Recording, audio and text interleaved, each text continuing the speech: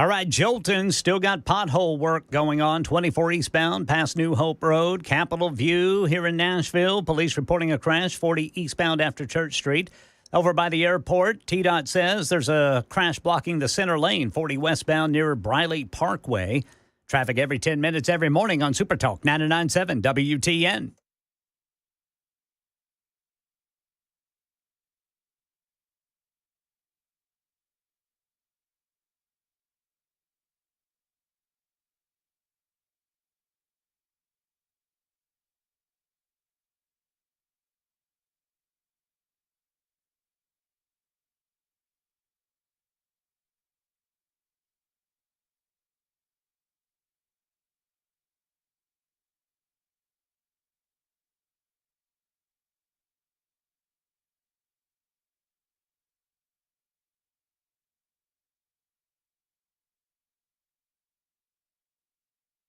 Hello, kids. Welcome in, one and all. It's the Matt Murphy Radio Show, just like the big voice guy just told you. It's 6 minutes, almost 7 minutes after 3 o'clock, and a good afternoon on this Thursday. Hope everybody's safe and sound, keeping away from the raindrops. It is April 24, 2025, and we've got episode 796 to get into today of the Matt Murphy Radio Show. It's day 94 of the Trump administration's second term. That's 94 out of 1,460. And I'd love to remind you of that just to freak the liberals out. Less than 100 days in.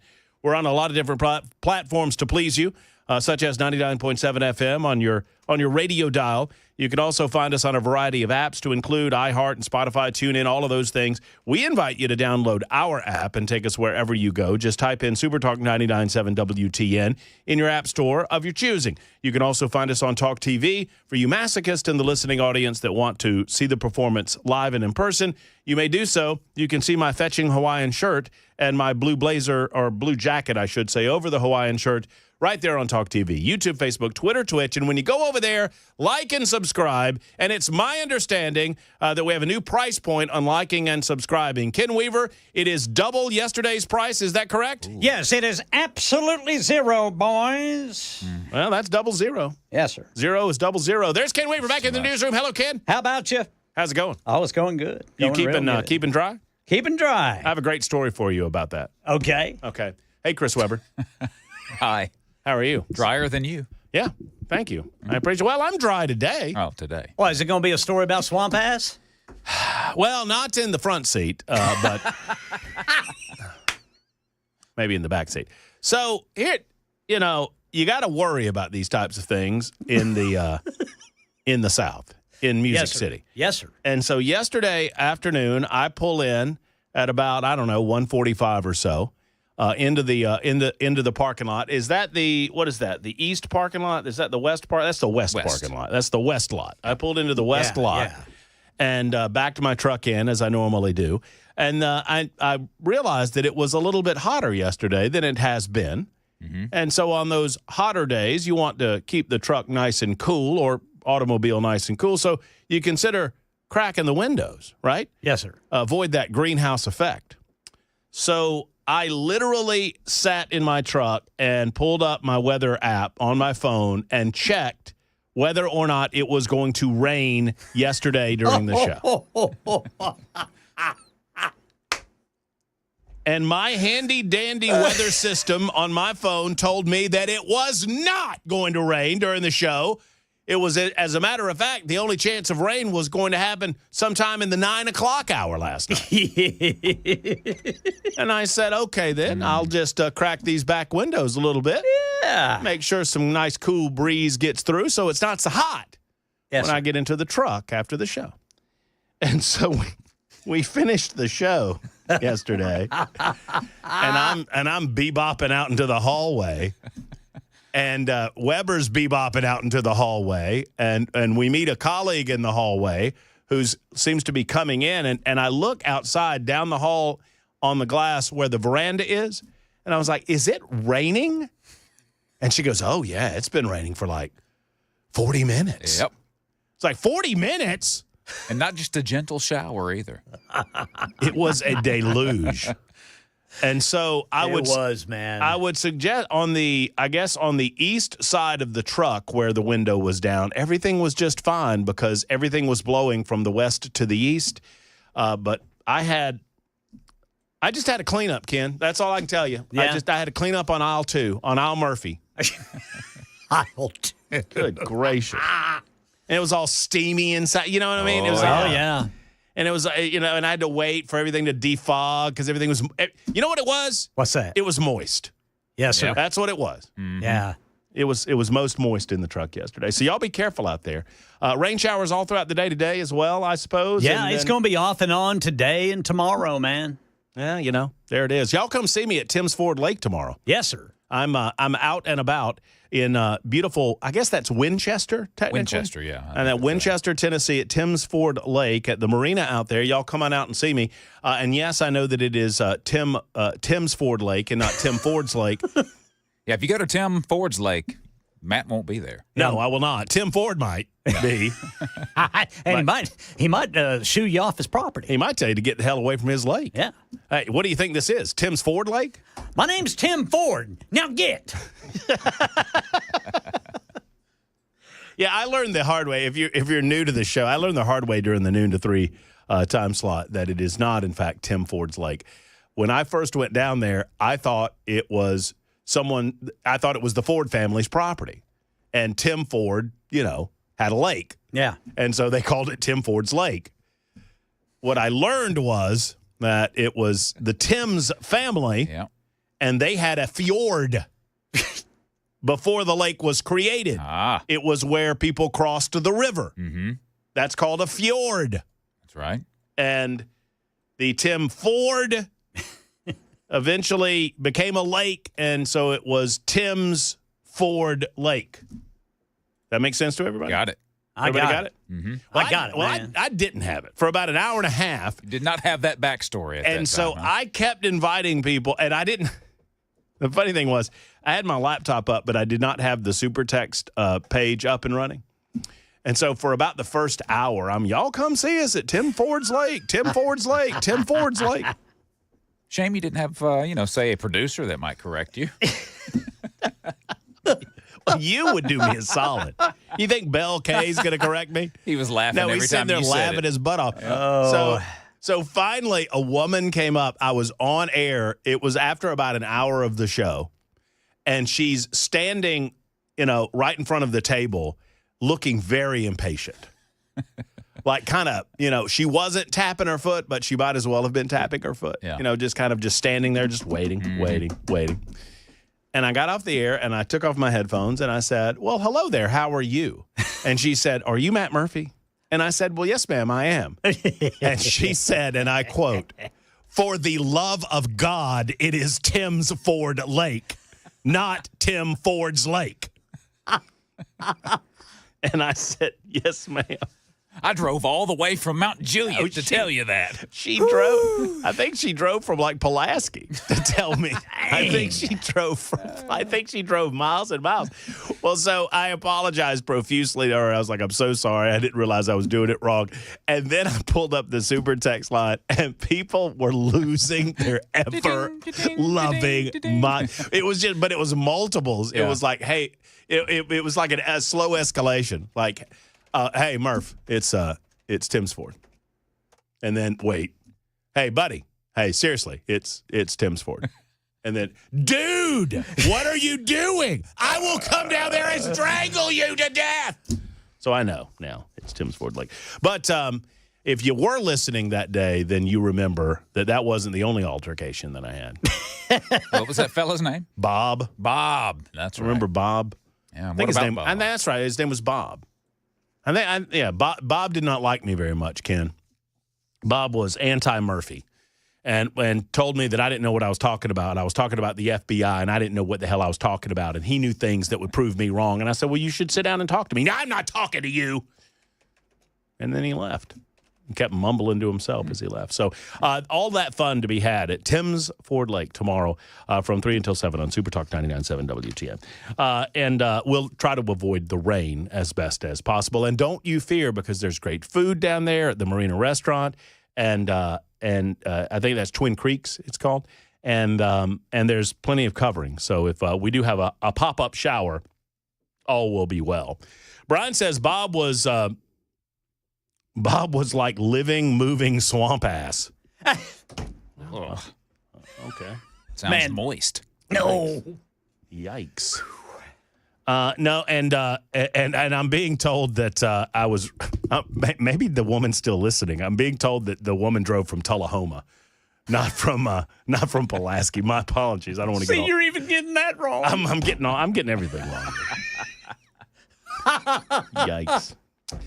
All right. So what is up with the Department of Government Efficiency? I want to go over that today, and in the 5 o'clock hour, at least, if we don't get into it before, I want to ask a pretty simple question: where is Congress in the 94 days since Donald Trump took the oath of office and took over as the 47th president of the United States of America? I'm a little bit confused that we've not seen more activity on the part of the United States Congress to enact some of the policies that he's been utilizing executive orders to push into place, but those are not permanent placement of policy position. It's a lot of alliteration.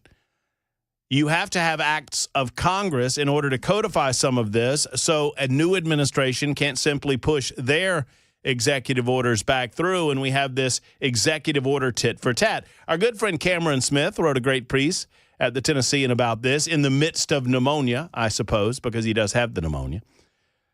And that piece was urging Congress to take back some of the powers that the natural vacuum has allowed the executive branch to take over.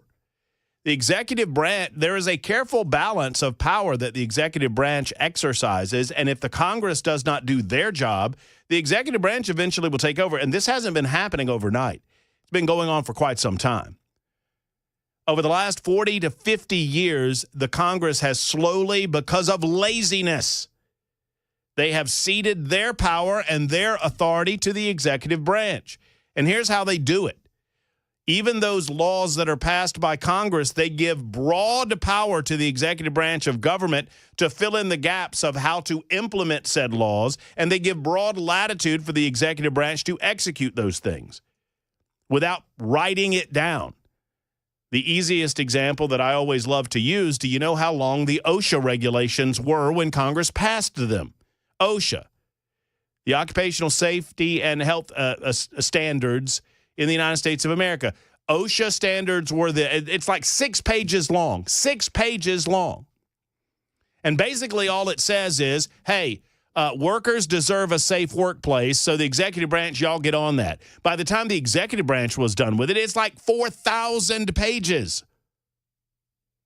Well, that's Congress's job, not the executive branch's. Well, Congress isn't doing its job, and I'm wondering where they are, so we'll scream at one of the good guys. Congressman Tim Burchett will be along at about 5:05 this afternoon to speak to us on this. We'll put a final stamp on the General Assembly with 2 guests in the 4 o'clock hour. Scott Sapicki will stop by for a few moments. We will also welcome to the show for the first time Aaron Mayberry, who is a representative out of Clarksville. He's going to talk to us about DEI legislation that was passed by the General Assembly and is expected to be signed by the governor. He was the sponsor of that DEI legislation, or I should call it anti-DEI legislation. It would prevent DEI in our public institutions, high schools, and the like. We will discuss. And there was an interesting quirk of procedure that happened in the General Assembly regarding this, in as much as it did not get debated. It was brought up, and then a motion was brought up to go ahead and vote on it, and the motion was voted on, and they voted on it, and they moved along with it without much debate or consternation at all on the floor of the House of Representatives. We'll discuss that with Aaron Mayberry coming up at about 4:05 this afternoon. You on the phones as always, 615-737-9986, 615-737-9986. Who's, by a show of hands, man, who's getting up to watch the Smiley Moon? Smiley, Not Smiley. me. What time are we talking about? 4:30 in the morning. Nope. Not going to be able to see it anyway. Well, why not? It's going to be cloudy. Well, I mean, you don't know. Come on, kid. Remember whenever you thought it wasn't going to rain yesterday? Oh, yeah. Forgot about that one. Well, I didn't know it was going to rain, and it rained. So you think it's going to be cloudy? It might not be cloudy. Well, let's look at the 7-day forecast here. All right. While you're doing that, I will remind folks that the celestial heavens will be smiling down on us tonight, tomorrow, literally. two planets and the moon are going to align just right to form a smiley face. Going to be just like a celestial emoji. I just like that people are getting all excited about it. Yeah. What if it winks at us? I mean, maybe. I don't know. I mean, this is the kind of thing. I mean, be proud of the era that we live in. I mean, we talk a lot about how awful the world is nowadays. Let's just be proud of ourselves for a moment, because there was a time in human history where they'd be sacrificing people over the smiley face. Yeah, that's true. Sky. You know what I mean? Yeah. An eclipse comes along, and you better not be a virgin. They'll come get you. Now we just say, oh, it's an emoji. Yeah, who knows what we would have done back in the day had we seen something like this. I mean, we'd be killing people, Ken. Either that or taking our shirts off and dancing around a fire. Well, that's right. I mean, volcano goes off, let's kill some virgins. Eclipse, kill some virgins. Solar, lunar, doesn't matter. Yeah. Virgins are going. Looks like virgins caused that. Yeah. But Go get them. go get them. People can see the celestial event starting at around 4:30 Central Time, Middle Tennessee time. And we'll have about an hour to view the alignment of the planets and the crescent moon. So apparently we got the right kind of moon that makes a little smiley face. Yeah. My grandma used to call that the thumbnail moon. That's what she would call it, the thumbnail moon. Right. And then what is that? Venus and Saturn, I think. Saturn? Or Jupiter. I think it's Venus and Jupiter. Well, hold on. Something like that. You had it right the first time. Venus and Saturn. Venus is the Venus would be, if you're facing the smiley face moon, Venus would be left eye from your perspective, and Saturn would be the right eye. Venus is going to be the slightly brighter of the two eyeballs in the smiley face. Tennesseans will have to look at the pre-dawn sky on the eastern horizon to catch a glimpse of the Grand, and to get the best view, you'll have to turn your head sideways. I'm not. Do you really have to do that? I'm reading this. This is from the article. I want to read it. My favorite part's the last two words I didn't give you. Ready? Tennesseans will have to look at the pre-dawn sky on the eastern horizon to catch a glimpse of the Grand. Oh, and to get the best view, you'll have to turn your head sideways, experts say. It takes an expert. So we had to turn to experts to figure that out. And by the way, the one over Texas won't have any teeth. Wow. I would have gone. What do you think about that, Longhorns? Said like a true Okie. It's a Okie, man. See, being from Georgia, we would have gone Florida or Alabama on that one. Yep. But you're an Oklahoma boy, so you're allowed. Anyway, we'll give you the full details on that as well. 23 minutes after the hour, and I'm being reminded. No, it's not. No, it's not Uranus. Y'all are really funny. We'd have to call that one a full moon. Oh, that's right. If it was Uranus, the moon would be. That's a different thing entirely. It's 23 after the hour on Super Talk.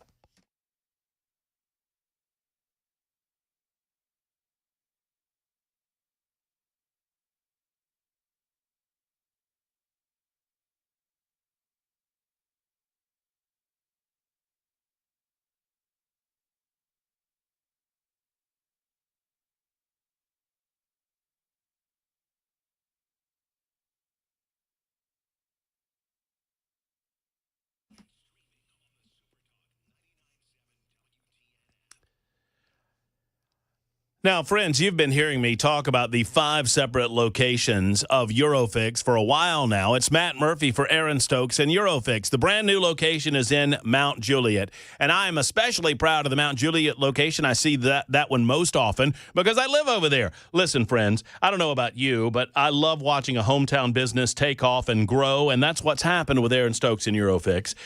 They are proud to announce they have 5 separate locations to serve you. They started in a barn in the backyard of Aaron's home, and now they have locations in Mount Juliet, Franklin, 100 Oaks, Murfreesboro, and Belmead. Mount Juliet locations right across the street from the Dairy Queen. So while they're doing the 15-minute no-wrench inspection on your European automobile, you can go over and get you a dip cone if you want and come back and find out what's going on with your car. Call 844-EUROFIX to find out more about the 3-year nationwide warranty or the free loaner car situation. Every repair appointment gets a free loaner car at Eurofix. 844-EUROFIX or visit myEurofix.com.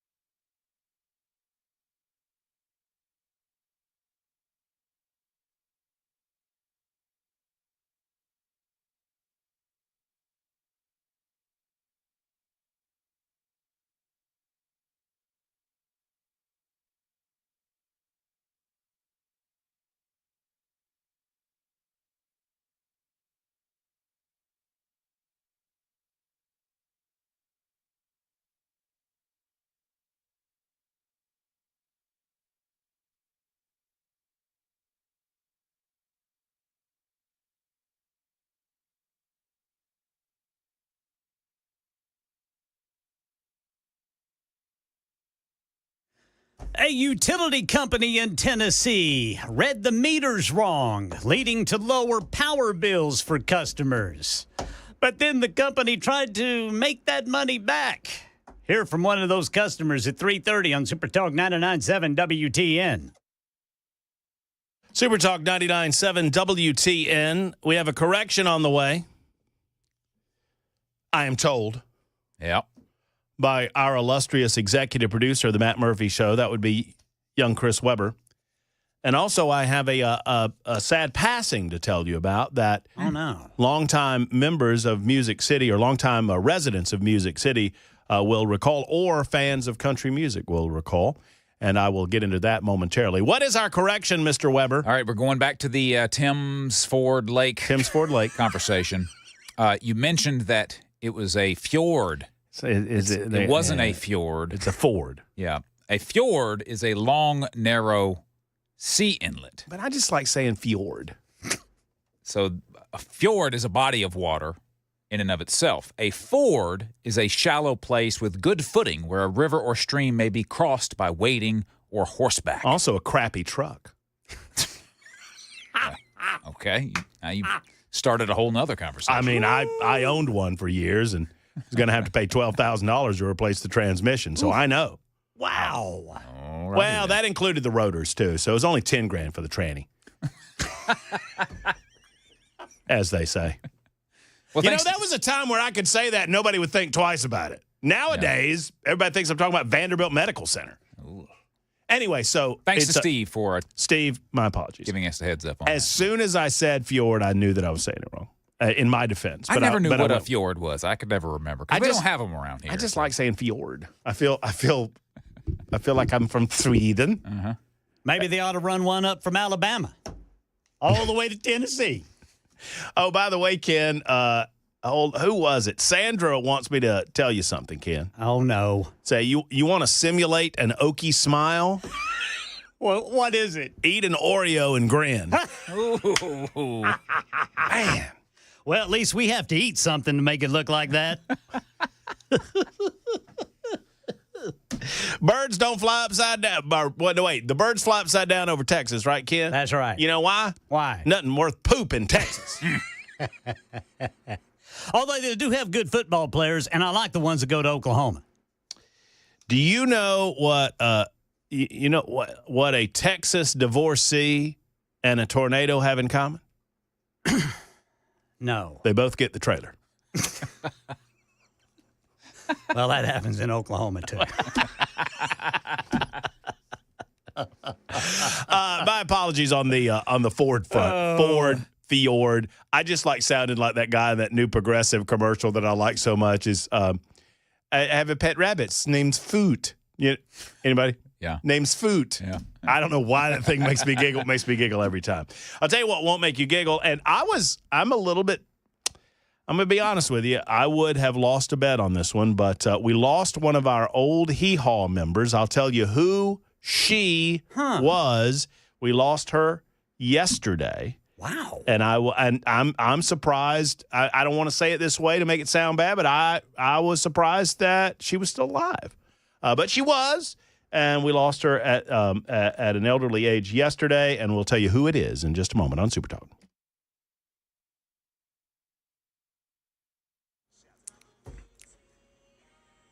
I'm Ken Weaver with your top stories. Got the full forecast in 5 minutes. Channel 4 says at least one person was hurt when a power substation caught fire in Hickman County today. The Meriwether Lewis Power Company crews were working on a new transformer when something leaked and a fire started, and Hickman County fire crews responded. We did have a lot of smoke and black smoke that came from this, and it was the oil that was burning.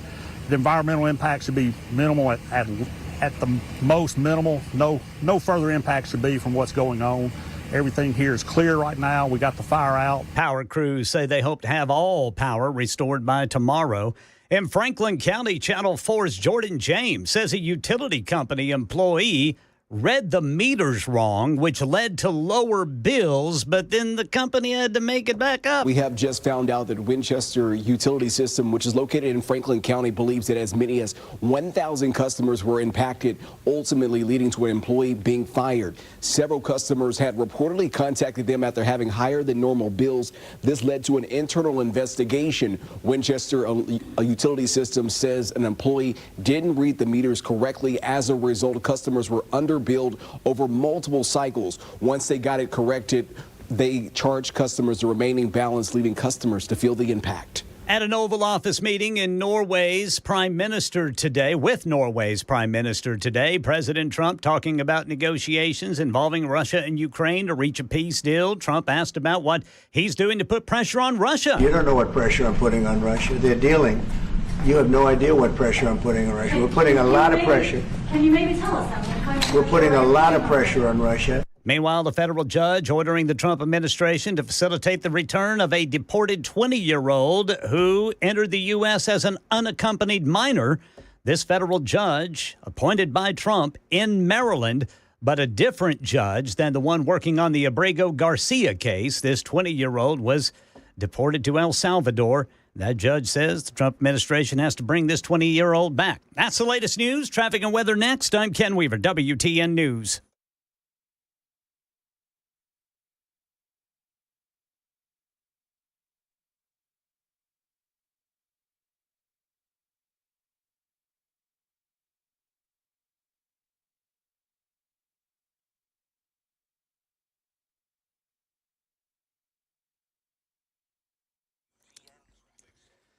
Whites Creek got a stalled vehicle partially blocking the off-ramp Briley Parkway westbound to Clarksville Pike. We've got a crash reported by police 40 eastbound after Church Street. Then some construction work still slowing folks down. This is pothole repair there in Jolton, and it is slowing down 24 eastbound past New Hope Road. Traffic every 10 minutes every morning on Super Talk 99.7 WTN.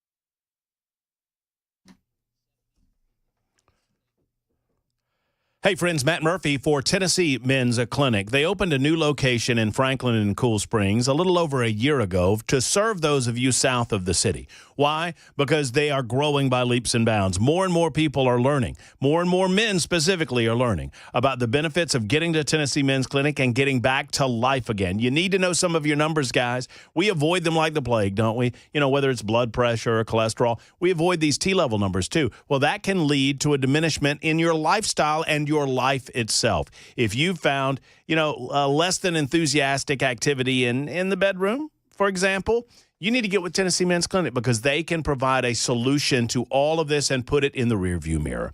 Tennessee Men's Clinic is available online to find out more about what they do at TennesseeMen'sClinic.com, or better yet, call and schedule an appointment today at either location, Midtown, the OG, starting in 2014, and the brand new location in Cool Springs. That number is 615-208-9090, 208-9090 for our friends at the Tennessee Men's Clinic.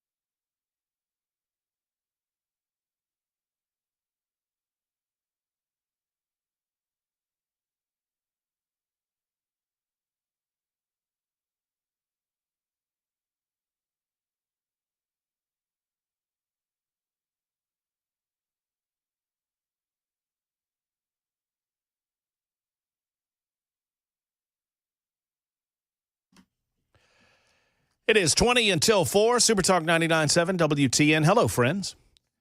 This is Matt Murphy and the Matt Murphy Radio Show with a collection of ne'er-do-wells like Ken Weaver, Chris Webber, and you. Get to your phone calls momentarily, 615-737-9986, 615-737-9986. I've not forgotten to pay off the teas that I presented to you just moments ago, but before I do that, I need to finish up the story about the smiley face deal. It's not a smiley face moon. Moon's a part of it.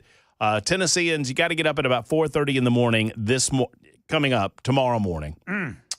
That's early, and you might not be able to see it thanks to Ken Weaver. He's dousing cold water on all of this. No, actually, these are the official weather forecast says that weather may play a heavy role in visibility in areas around the state. Tennesseans have to get up at about 4:30. It'll last for about an hour. The smiley face happens when Saturn and Venus align and the crescent moon passes into their path, creating what looks to be a smiley face emoji. According to NASA, Venus will be the higher of the two eyes. Saturn will be the lower. Tennesseans will have to look at the pre-dawn sky in the eastern horizon to catch a glimpse and the best view. In order to get it, you'll have to turn your head sideways. I mean, I don't understand that. I think it's because the smiley face is going to be a little cocked to the side. Oh. It's not going to be straight up and down. Yeah. It's going to be a little sideways. But I think you can get a good look at it. Even if it's kind of like one of those laughy emojis that's cocked to the side. I think they're just trying to see how many people have turned their head slightly to the side. Yeah, let's get some pictures of that, shall we? And then in the this is sad news, and I would have guessed older, but Lulu Roman, who most of you will remember from Hee Haw back in the day, has passed away at the age of 78. I forgot about her. She was a regular on the musical and comedy show Hee Haw, which ran from 69 to 93. During her stint on here's some fun facts, maybe not so fun, that you didn't know, and I didn't know this until I looked it up. She was born in Dallas, Texas, and following high school, she worked at a nightclub that had been owned by Jack Ruby. Well, I'll be. She was known then as Lulu Roman, the world's biggest go-go dancer, because she was a big girl. Yes. Yes, she was. And during her stint on Buck Owens, no word on why Buck found out about her at the go-go place, but Buck Owens discovered her and recommended her to the Hee Haw producers, and they hired her. And during her stint on Hee Haw, she went through a bout of drug addiction. She had an absence from the program for a few seasons, starting in 1971, cleaned up, converted her life to God, Jesus Christ, and Christianity, after which she began singing in a Christian vein, led to a career as a singer of gospel music. Recorded over a dozen albums. She never trained as a singer. In 1985, she won a Dove Award. In 1999, she was inducted into the Country Gospel Music Hall of Fame. I did not know that. I didn't know that either. With fellow artists Andy Griffith, Barbara Mandrell, Loretta Lynn, Jody Miller, and Jimmy Snow. Continued to perform music and stand-up comedy, and also enjoyed working with Compassion International, a child development organization, and passed away. She printed an autobiography, published an autobiography in 2019, This Is My Story, This Is My Song, and died at her home in Bellingham, Washington, at the age of 78 yesterday, April 23rd. Washington. Interesting. So I had no idea that she had an incredible gospel career in the aftermath of Hee Haw. So you learn something new every day. R.I.P. to Lulu Roman, and I absolutely love Hee Haw. Oh yeah, man. Oh my goodness gracious. Good stuff. I mean, it's so good. Yeah, that was on every Saturday night in the Weaver household. Was it? Yeah. Where, oh, where are you tonight? Why did you leave me here all alone? Well, I searched the world over and thought I found true love, but you met another and you were gone. Man, that makes me think of my grandma, my grandpa.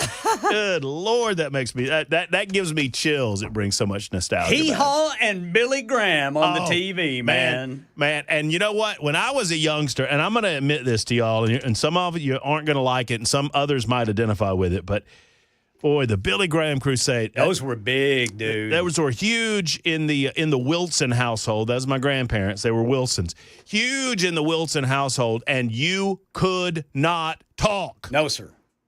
For an hour, at least. And I loved the song, Just As I Am Without a Plea. Because that's the song that happened at the end of the Gospel Crusade. Yeah. And I felt like that I saw the light at the end of the tunnel. No offense, but I hated it when I was a youngster. Just hated it because you had to sit there on the floor of the living room and say nothing. While you listen to your friends playing outside. Billy Graham.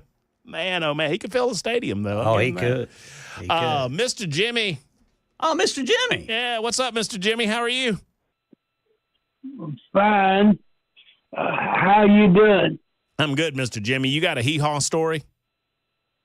No, I just wanted to tell you that tomorrow when you're over there at Tim Ford's Lake, that you gotta pronounce it right.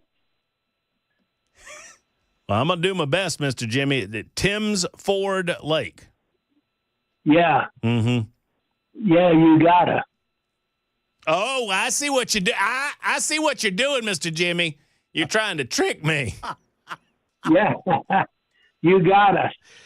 Because anybody tells me I got to do something, I set out to prove them wrong. That's right. I see what you're doing, Mr. Jimmy.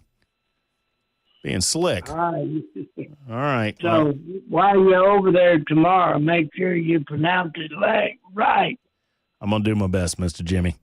You know, and Mr. Jimmy, thank you, and God bless you. Have a good weekend if I don't talk to you tomorrow. By the way, speaking of hee-haw, for those of you, remember the barbershop? They would have the barbershop set up in the barbershop scene. Y'all know where the barbershop chair is, right? I do not. So I think I have this story right. I know where it is. It's Country in Music Hall of Fame? No, sir. It's in Goodlettsville at the barbershop on Main Street in Goodlettsville. Really? Well, I'll be. I went in to get a haircut when I was living at the Grand Old RV Resort, Convalescence Home, and Bat Meat Market. Thank you. Sorry. No, it's all good.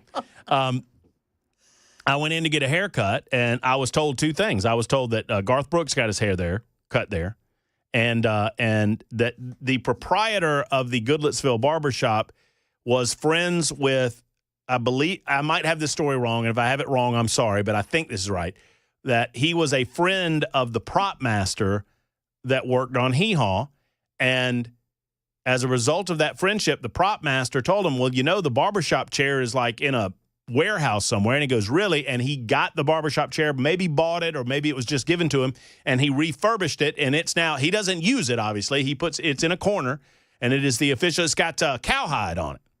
Almost looks like giraffe print. I mean, yeah, it's pretty slick looking. Crazy looking thing, but it's right there in Goodlettsville. You can find there it. There it is. Yeah. Right there on Main Street at the barbershop in Goodlettsville.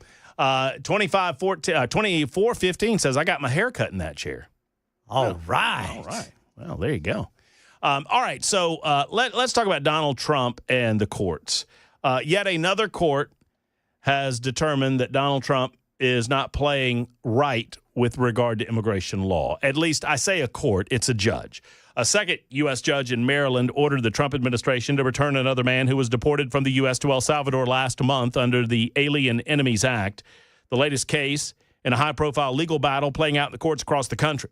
U.S. Judge Stephanie Gallagher on Wednesday ruled that the Trump administration violated a settlement between the Department of Homeland Security reached last year and a group of young asylum seekers when it deported a 20-year-old man referred to in court filings as Kristen to El Salvador last month. He was a part of a group of migrants who had entered the United States of America illegally as unaccompanied children and who later filed asylum claims to remain in the United States of America.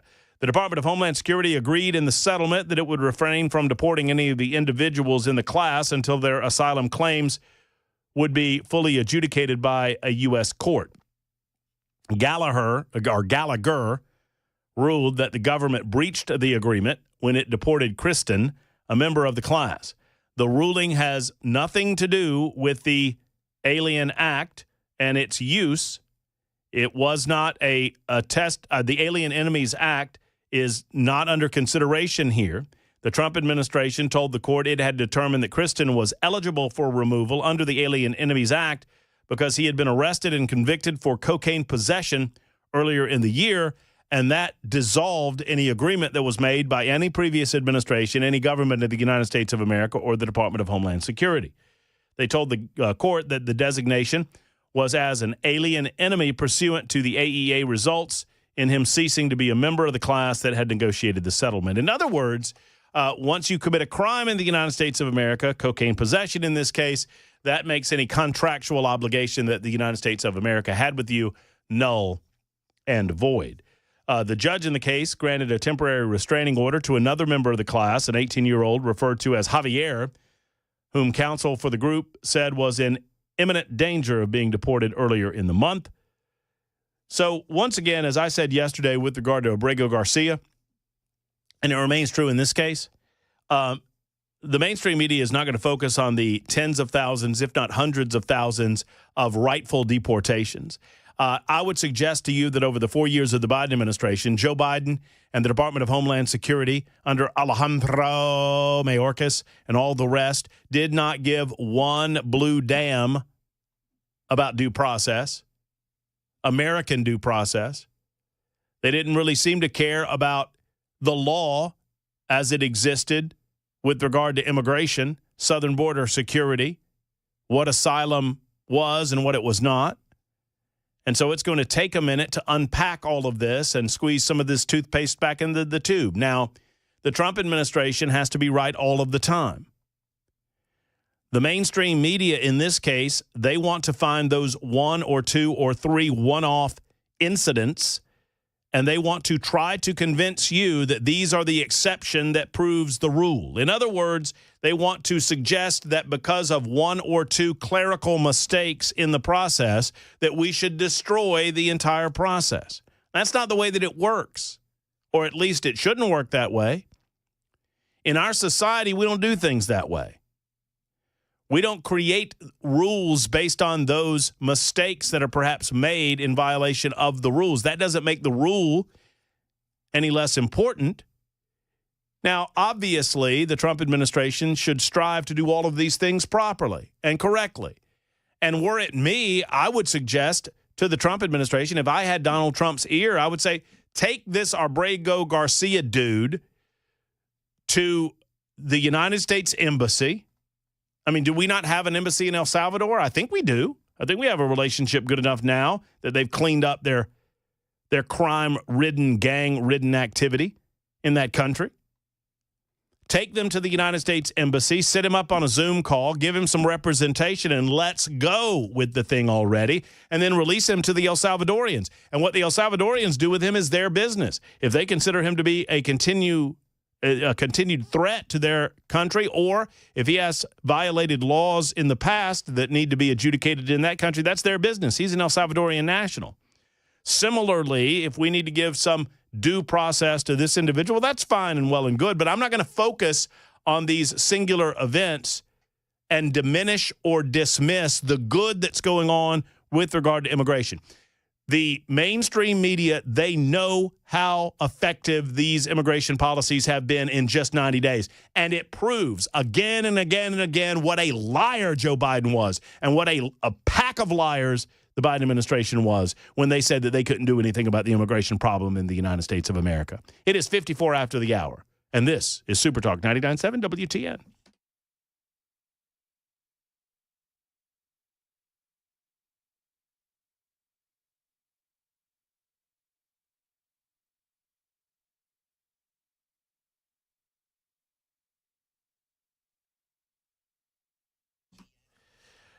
Hey, it's Matt Murphy here giving you an update on one of my favorite parties of the year. It's the Glock Store 5th Annual Open House happening Saturday, May 31st. I'll be there, and I want to see you. Every year, they throw the doors wide open and welcome all of Nashville to come and join the fun. The open house is famous for its incredible raffles, and man, oh man, these things are fabulous. This year, there'll be nonstop all day long, giving you the best chance ever to win some really incredible, great gear, including a custom Glock handgun. And even if you don't win the raffle, there are incredible deals on all things Glock, including Glocks themselves. Deals so good, you just have to be there to believe them. This is just one is a Burrow Bullets blowout, a Burrow Bullets blowout. 9mm and 223 in 1,000 round tac packs in a Burrow bullet ammo box. You will not believe the price. You just have to come to see the price, but I'm telling you, it's going to be pretty cool. They also have the brand new line of full auto rental rifles available for some machine gun fun. I've done this, and it is fabulous. Fabulous. More details to come as the party gets closer. Just save the date. Saturday, May 31st, the 5th annual open house at the one and only Glock store, minutes away from the airport, worth the drive from anywhere.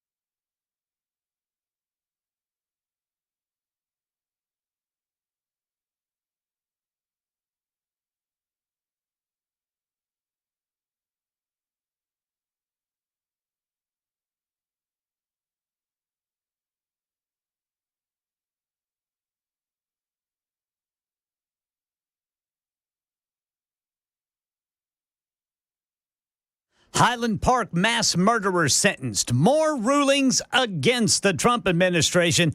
And Tennessee Titans about to go on the clock. These stories and more at 4 on Super Talk 99.7 WTN. I got a NASCAR superstar coming into town, coming into the studio that I forgot all about. Right now? Oh, yeah, he's coming in. Wow. At the 4 o'clock hour. All right. Yeah, that's going to be pretty cool. Noah Gregson. It's on the way. I'm very excited. I'm very excited. They're about 10, 15 minutes away. They said they're running late, which you think that's weird for a NASCAR guy, right? I was going to say they'll be here in 3 minutes. Hammer down, buddy. Hammer down. Let's go. Come on. Just, Rubbin's racing. Just get them out of the way. Make it happen. All right, that's coming up in the 4 o'clock hour. We're going to talk to Aaron Mayberry at 4:05, and we'll talk to our NASCAR friends, talking about what's coming up at the Nashville Superspeedway a little bit later on this spring. I'm very excited about that. Talladega is this weekend. Y'all know how much I love turning left, going around in circles. We will discuss next hour on the show. It's Super Talk 99.7 WTN. Hang in there.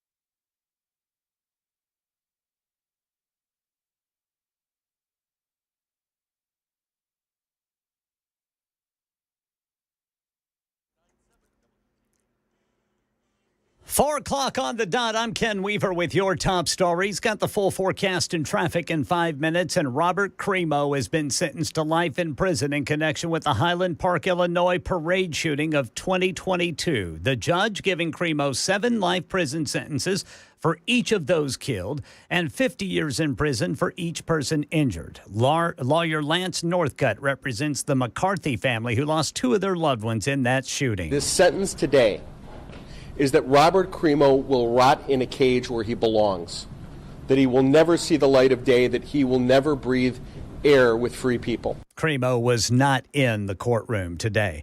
A federal judge ordering the Trump administration to facilitate the return of another person deported to El Salvador, a 20-year-old who entered the U.S. as an unaccompanied minor. The judge is saying that the administration, by deporting this person, violated this previous court settlement. And it's fascinating because this is a Maryland judge, a different judge than in the Kilmar Abrego Garcia case. The judge in this case, the new one that we're discussing, is a Trump appointee. She ordered the government not to remove other individuals covered by this settlement, the 2019 settlement. So it does potentially tee up another court battle that the Trump administration will have to fight here. Another judge blocking proof of citizenship to register to vote. Another one blocking the push to end DEI in K-12 public schools. And another judge says you cannot withhold federal funding from sanctuary cities and states.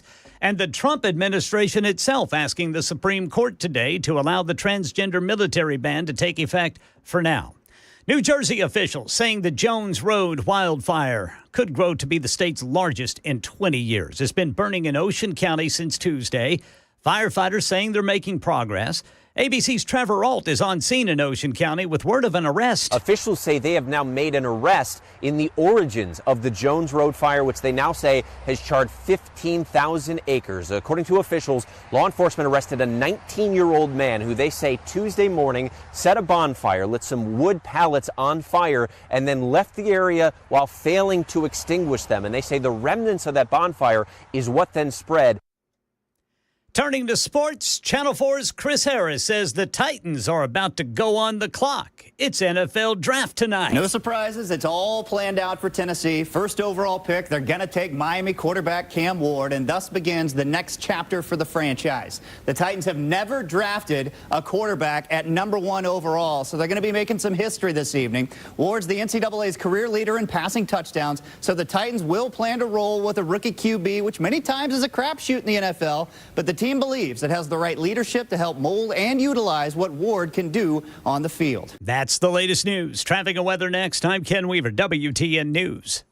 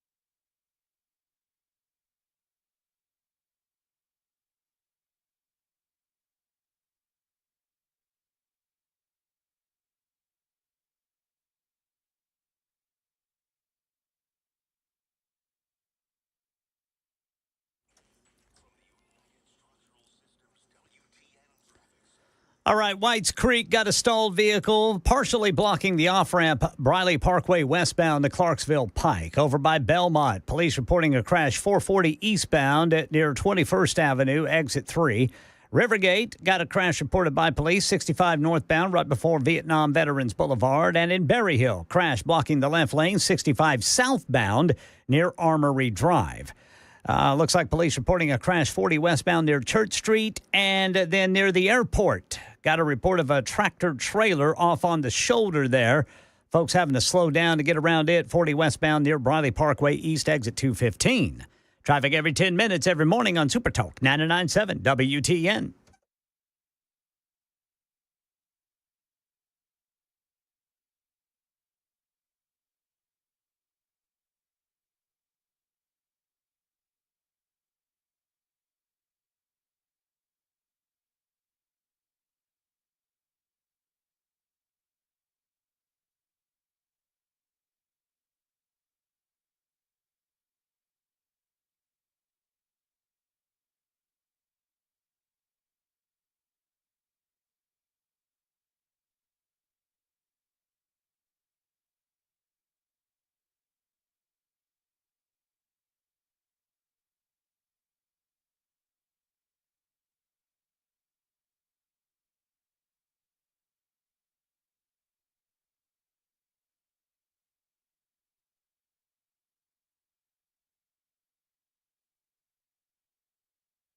It is Super Talk 99.7 WTN. My name is Matt Murphy. This is the Matt Murphy Show, a packed broadcast today. In about an hour from now, we'll welcome Congressman Tim Burchett to the program via Zoom.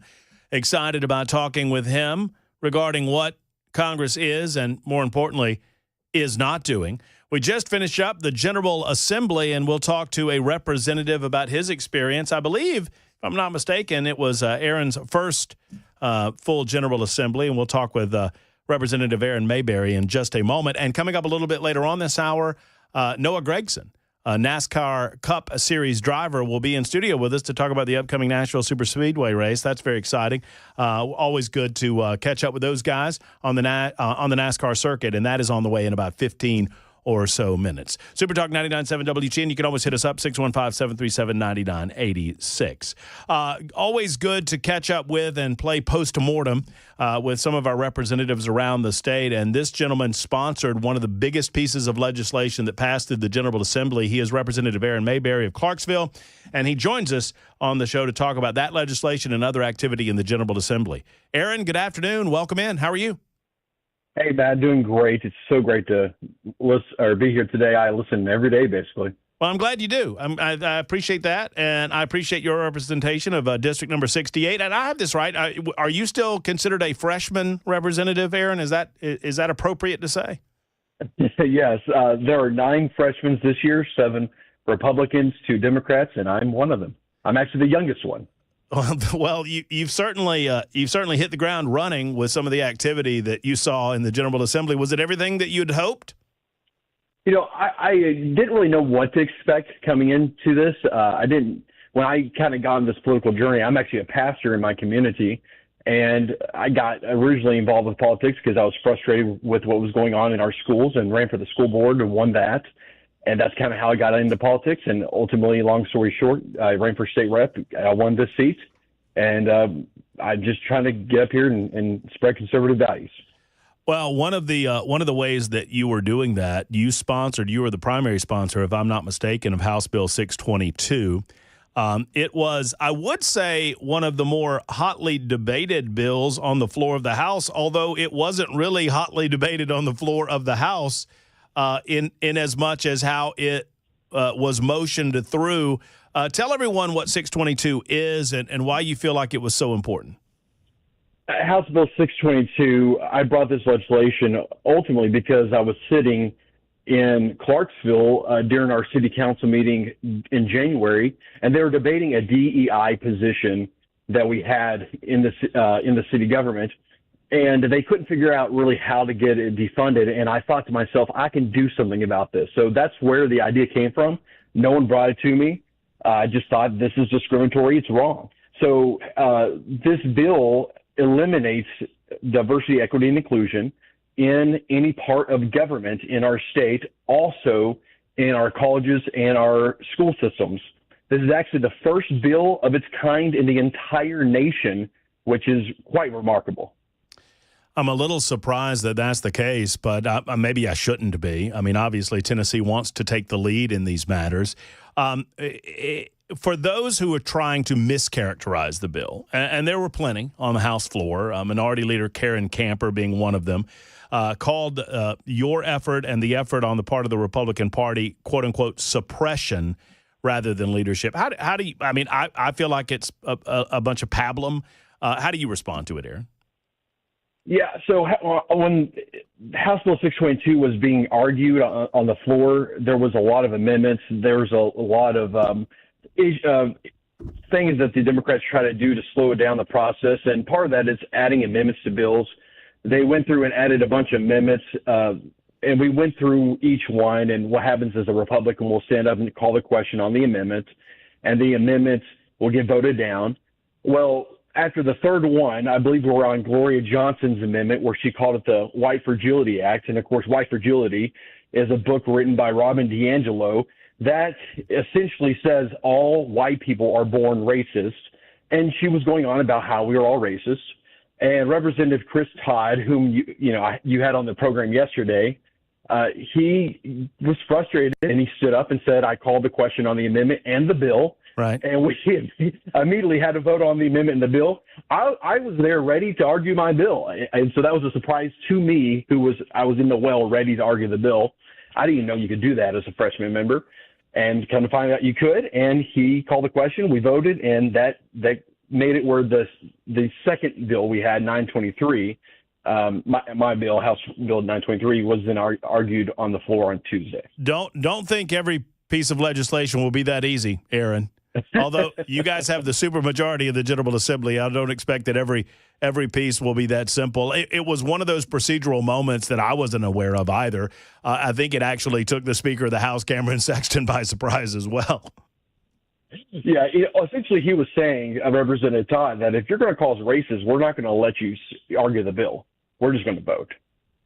Well, and the bottom line is this: that if you use and tell me if I'm seeing this properly, Aaron, if you use race or really any condition of your birth that you have no control over to make determinations about hiring practices or practices involving admission policy, that is inherently a racist practice.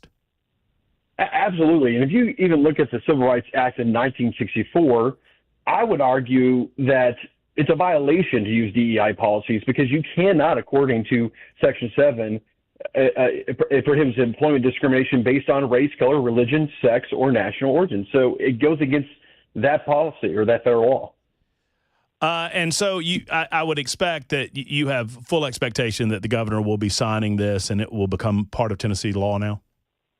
Absolutely. And then, Tuesday we had a separate bill. The reason there was two bills, I wanted it to be one bill, but there's a constitutional reason where it opens up two sections of code. And so we had it, had two different bills, which then we were able to argue that bill. And on my side, that was House Bill 923. And we actually took up the Senate bill. I can't remember that Senate bill number, but we argued that bill on the House floor, and that made it where you cannot have a department of DEI. And mainly you look at colleges, but I believe the Memphis school system just removed their department.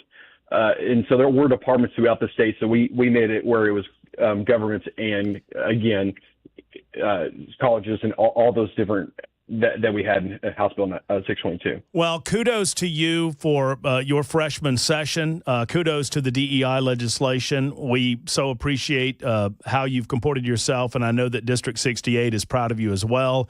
And welcome to the legislative process, my friend. What other legislation outside of your DEI bill are you happiest about? What comes to mind if I ask you what pleases you that was passed through this General Assembly? Well, I ran on school choice. So coming right out of the gate, out of the special session, I was so happy to see our Freedom Education Act get passed. I was a prime co-sponsor of that legislation. And it was my number one issue in my race. And we had a 4-person primary and an open primary. and I became the winner of that primary. So that was definitely for me the highlight in the very beginning. Well, Aaron, good on you. Congratulations on concluding the session. We look forward to many conversations down the road, and I appreciate you being on with us. Hey, I appreciate it. And by the way, I want to give a shout out to my brother Adam. He always listens every day. Oh, Adam! I think Adam super texted me. He was giving me some line of questioning about your childhood growing up that I didn't go into today. I told him I'd hold off on that. That's good. All right. Thanks, Aaron. We'll talk to you soon. There's Aaron Mayberry representing Clarksville and District Number 68 joining us for a few moments. Coming up in just a moment, we'll turn our attention to an activity coming up this June at Nashville Superspeedway. And I'm very excited to talk to Noah Gregson. He's on the way next on Super Talk 99.7 WTN.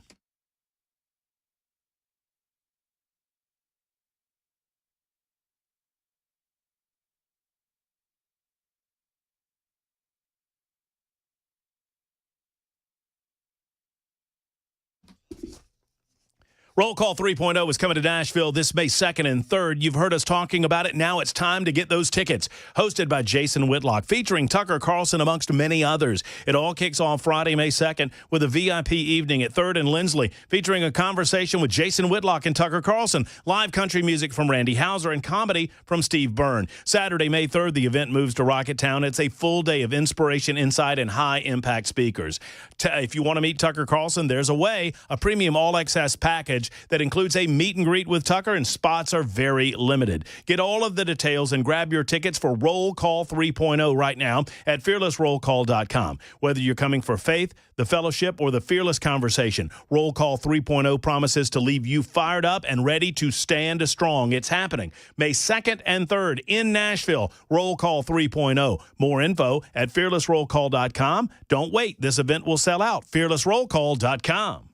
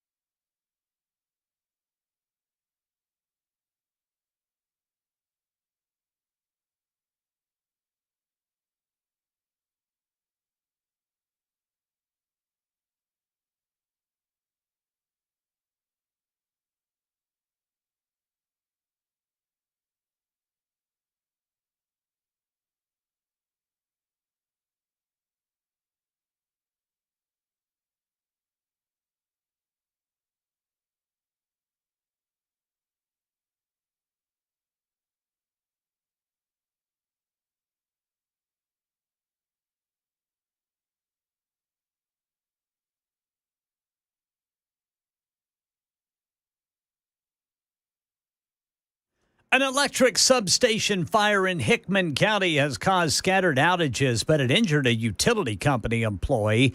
And in a separate story, hear what happened when a utility company employee in Tennessee read the meters wrong. These stories and more at 4:30 on Super Talk 99.7 WTN. Super Talk 99.7 WTN, shifting gears away from the world of politics for a couple of minutes. And it's a welcome change for me. Man, oh, man, you guys know me. You know how much I love talking NASCAR. NASCAR is coming to Nashville at the Nashville Super Speedway in June 1. It's going to be at Talladega this weekend. And in anticipation of Nashville Super Speedway and getting your tickets for the big race, we welcome into studio the driver of the number 4 car, Noah Gregson, comes in hot. What's up, Noah? Well, it is hot because we went to Hattie B's today for lunch, and that chicken is hot here in Nashville. How did you? How far down the list did you get the shut the cluck up? You got to be careful. So we that. started mild, medium, and then we went to hot. We skipped the next one, and we went straight to shut the cluck up, and it was hot. How was it? I ate a whole scoop of ice cream. I had a Coca-Cola freeze. I had a glass of lemonade. I had coleslaw, just everything that I could do to soak it up. And I've been peeing like every 20 minutes since. Well, since you brought it up, everybody always wants to know, what happens if you have to pee in the car? Some guys do it. They just go for it. They'll just rip right on themselves. Yeah, well, I mean, you know. One guy, Robbie Gordon, back in the day, he used to wear like a condom catheter. Yeah. And have a hose run down his suit and out the car, but that's no longer a thing. Guys, I've never had to pee on myself. I mean, because you're sweating it's so 140, 150 degrees in the car during the hot summer months, so you're sweating 6-10 pounds of water weight out. I don't know if this is true, but I have a theory that I've had to pee before I got into the race car, and I get out and I don't have to pee, and so I think like my bladder sweats out the pee when it's that hot. My favorite biological function story in a NASCAR race, I think it involves a former boss of yours, Tony Stewart. Yep. You know the one I'm talking. Oh yeah. I forget the race, but Watkins Glen. He won. He won the race and went straight to the hall. Went straight to the motorhome. I asked him about it. So we just went on a hunting trip. So he shit himself. Yeah. And like a couple of weeks ago. Oh, you can't say bad words on here? You can't say.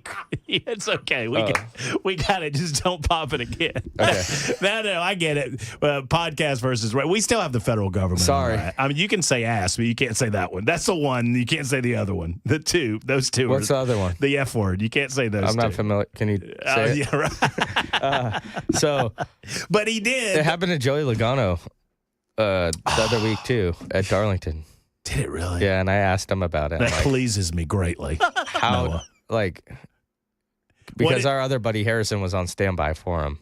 So and it was a bad deal. I'm like, how did you race the whole time? This is awesome. Just smushing around the whole entire race, 400 miles, just 3 hours in his own. In your own poop. Yeah. Well, the story was with Stewart that he was like, guys, I got to come in. Guys, I got to come in. Guys, this is bad. Guys, I got to come in. And then he was quiet for a while. Ripped up his back. He was quiet for a while, and he goes, and his Zippy or whatever was like, you still got to come in? No, I'm fine. Yeah. It's all good. And then they wrapped him up. He showered off. He said he cleaned himself up. But he won the race. Went back out. So he said it was like a fruit platter from the night before, like his motorhome driver. Because I asked him about it. I'm like, hey, like we were on this hunting trip and we're hanging out. How do you bring that up, Noah? I just asked him. I'm like, Tony's super cool guy. Like he's super down to earth. And we were getting into old stories and stuff. I'm like, dude, is this true? He's like, yeah, my motorhome driver had like this fruit or this like cheese tray the night before the race.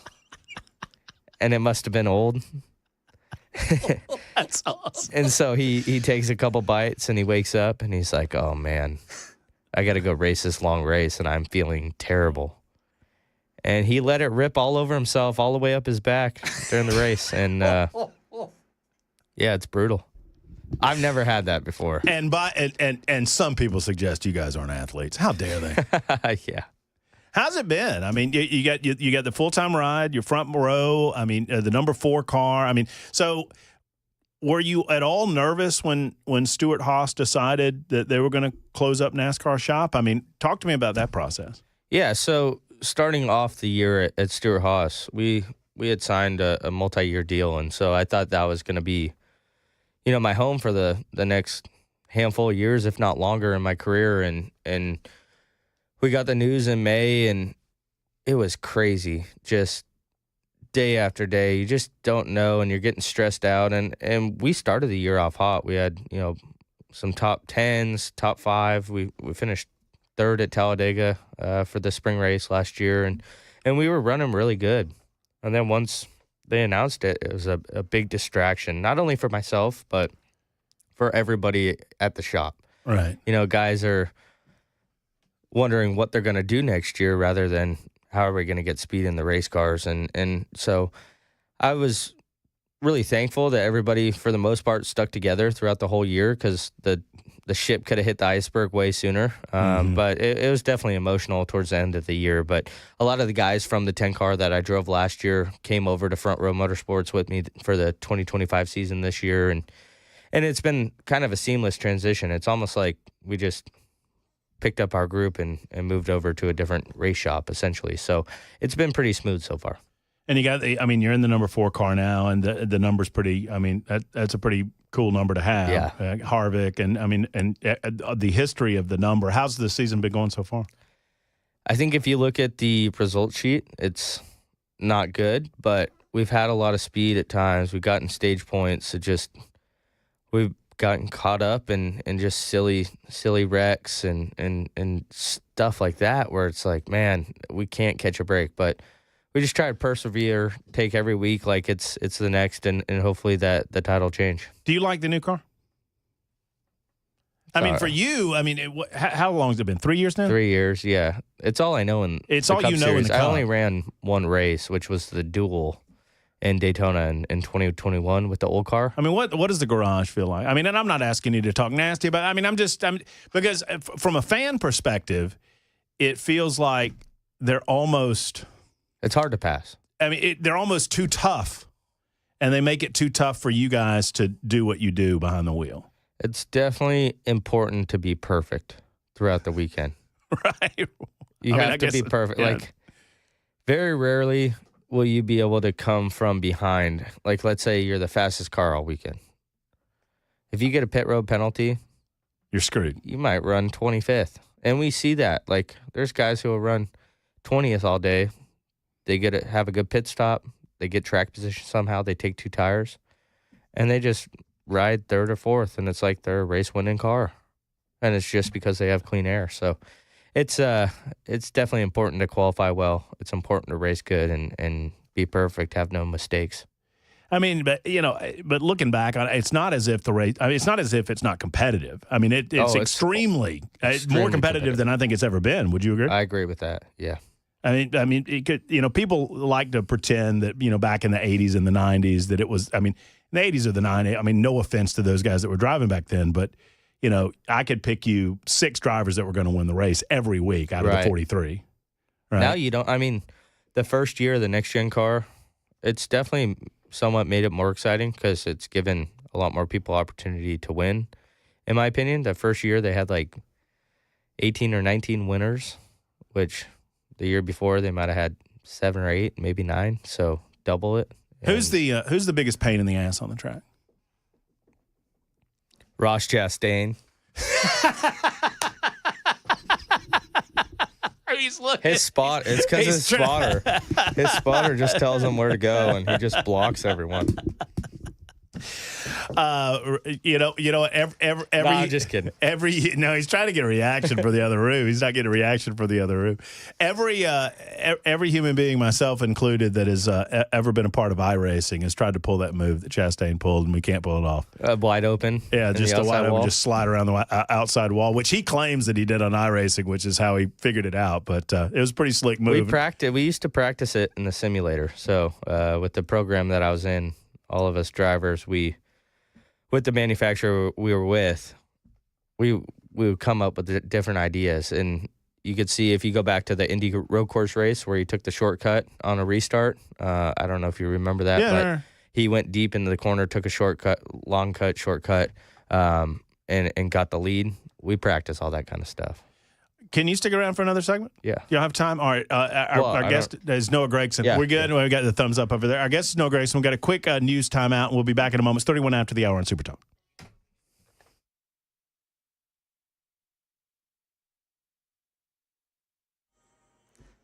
I'm Ken Weaver with your top stories. Got the full forecast and traffic coming up in 5 minutes. And Channel 4 says one person was hurt when a substation caught fire in Hickman County today. Caused several power outages there across the county. Meriwether Lewis Power Company crews working on a new transformer. When they say something flammable leaked and the fire started, then Hickman County fire crews responded. We did have a lot of smoke and black smoke that came from this, and it was the oil that was burning. The environmental impact should be minimal at the most minimal. No further impact should be from what's going on.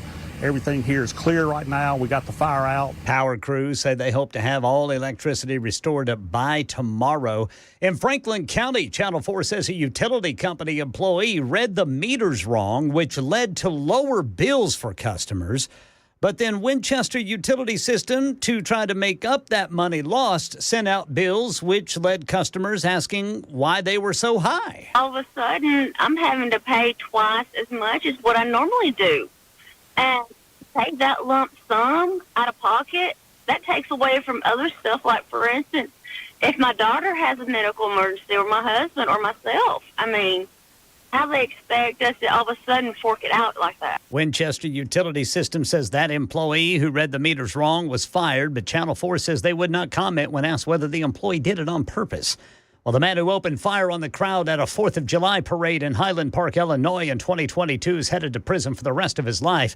He was sentenced today. Robert Cremo III given 7 life sentences for each of the victims killed and 50 more years in prison for each person who was injured in the shooting. Outside of court, Lance Northcutt, an attorney for the McCarthy family. The McCarthy parents were killed in the rampage, leaving their then 2-year-old without a mom and dad. This sentence today is that Robert Cremo will rot in a cage where he belongs, that he will never see the light of day, that he will never breathe air with free people. Cremo was noticeably absent from his sentencing hearing, but it continued without him. Alex Stone, EBC News. That's the latest news, traffic and weather next. I'm Ken Weaver, WTN News.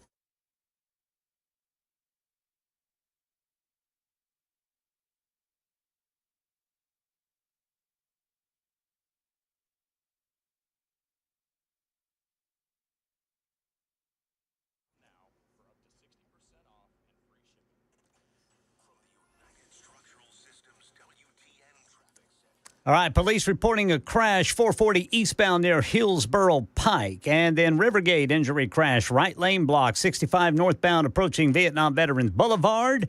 Crash blocking the left lane, 65 southbound near Armory Drive. And then in Smyrna, got an accident blocking the right lane, 24 eastbound near Almaville Road. Traffic every 10 minutes every morning on Super Talk, 99.7 WTN.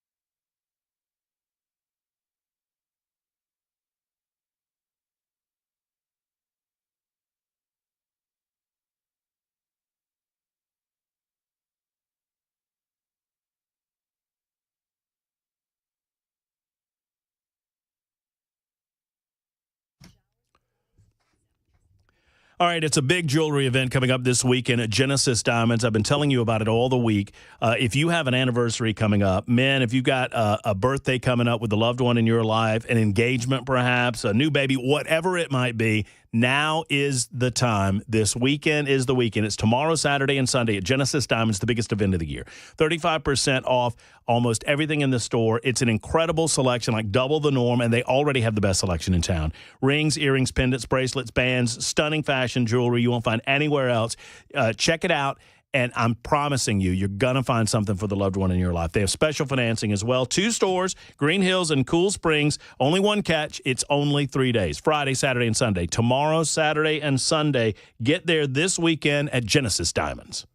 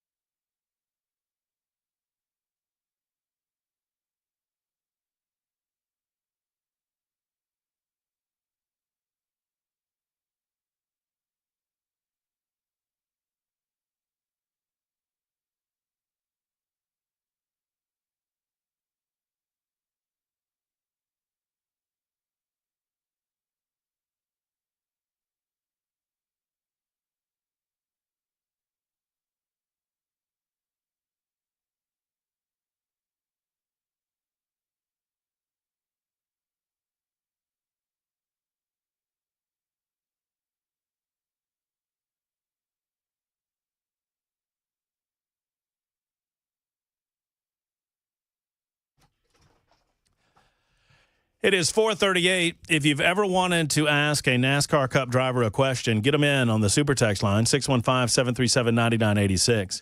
615-737-9986. Noah Gregson is in studio with us. He drives the number 4 car for Front Row Motorsports.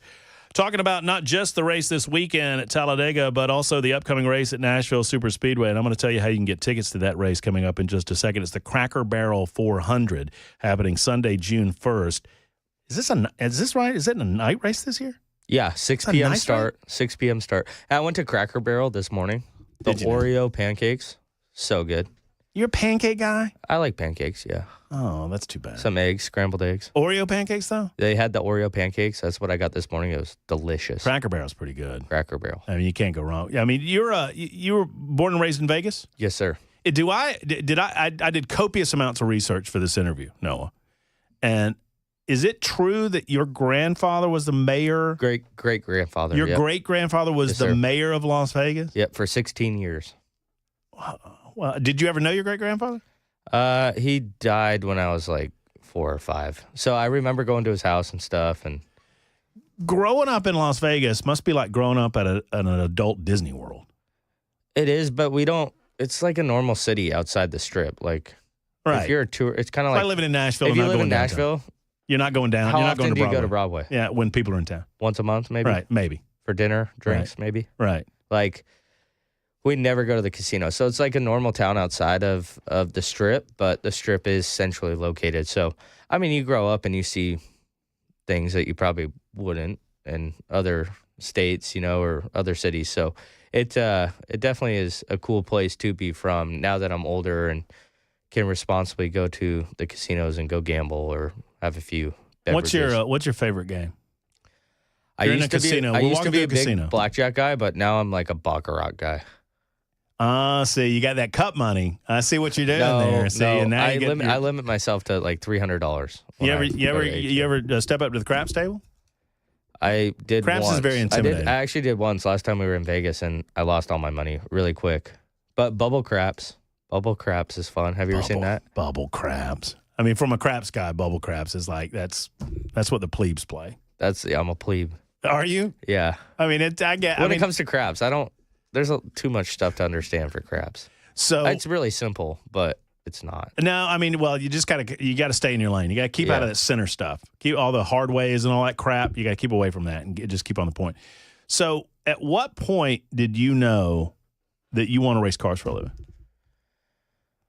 I wanted to for a long, long time. Like I started racing when I was 13. I've wanted to race cars since I was a little kid, but I never had the opportunity. I love dirt bikes, mountain bikes, snowboarding, skateboarding. Got the opportunity to go out and test a car when I was 13 years old out at Las Vegas Motor Speedway. It was a Bandolero, basically a quarter-scaled stock car with a roll cage and a body on it, lawnmower engine. And from those first couple laps, I was like, this is what I want to do. And the rest has kind of been history. It's been something I've been pursuing for a long time now. Was there ever this seems like a weird question, but was there ever a point where you realized, I'm good enough to do this? I mean, because I'd like to race a race car too, but I don't have the talent. I mean, you've got the talent.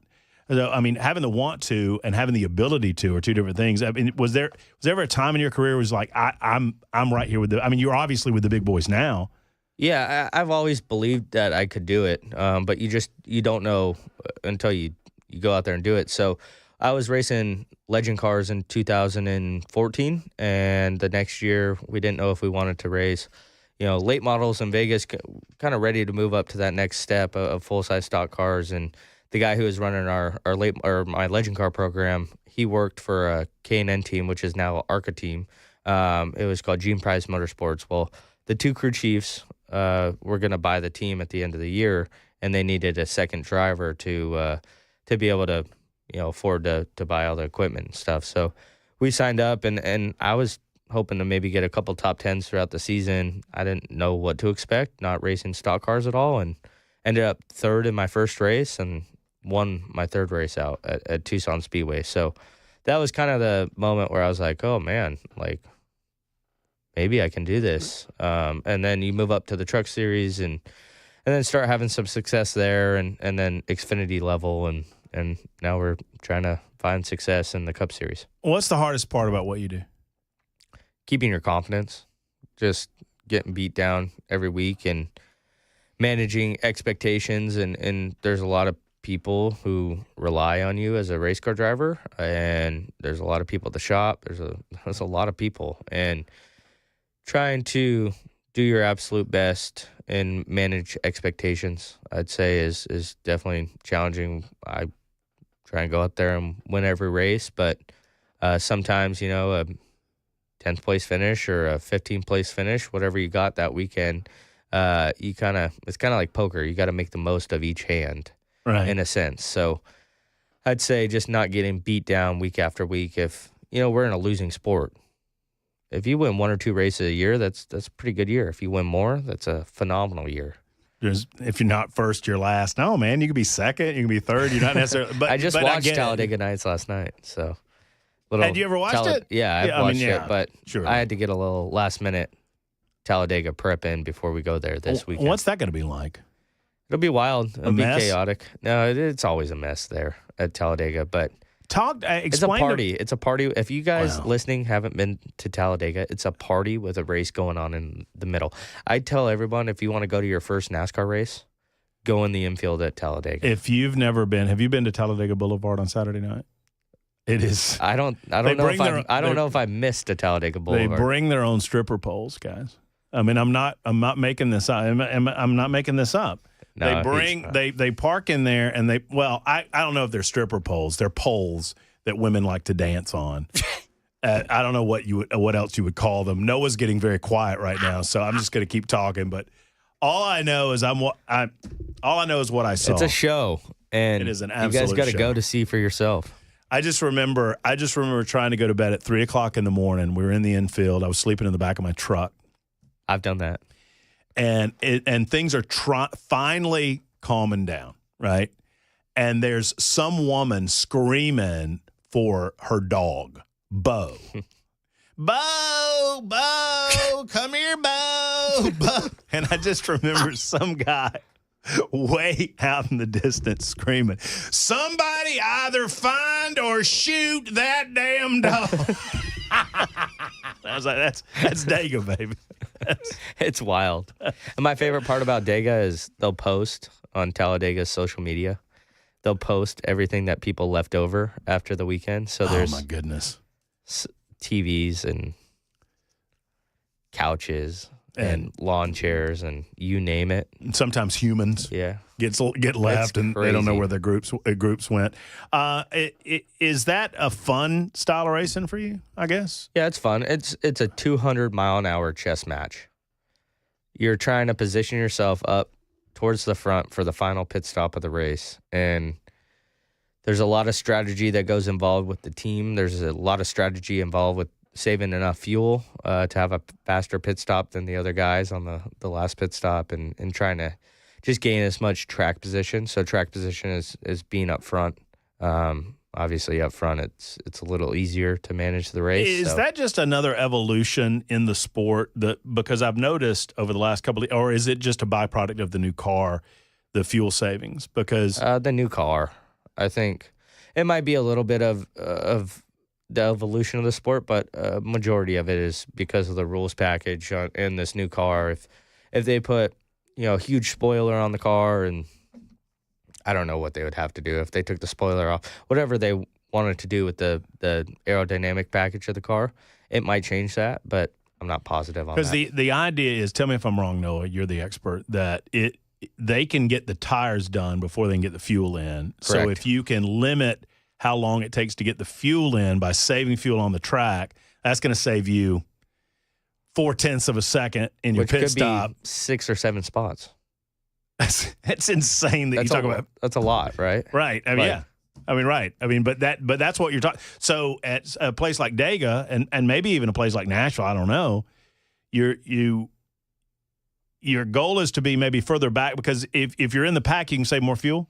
Yeah. So I either want to be leading the pack or I want to be in the very, very back. I don't want to be in the middle. In the middle, if there's a wreck that happens right in front of you, you don't have time to react, to slow down. You're getting hit from the back.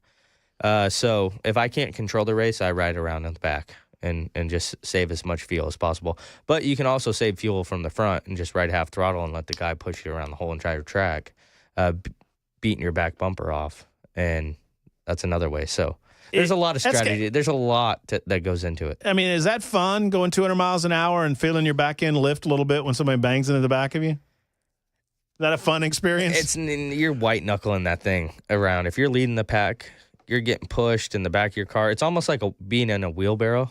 If you kind of, it feels like you feel that on your. It feels like the back of your car is picked up out of the track, and you just have like one wheel in the front, and you're just kind of going back and forth, left to right with the back of your car, and you're just getting hammered, just pushed. Going 195. Yeah. You're not scared to wreck. You're more like, I don't want to wreck because I want to win. Obviously, but do you feel like that? The cars are so safe now. Does it encourage?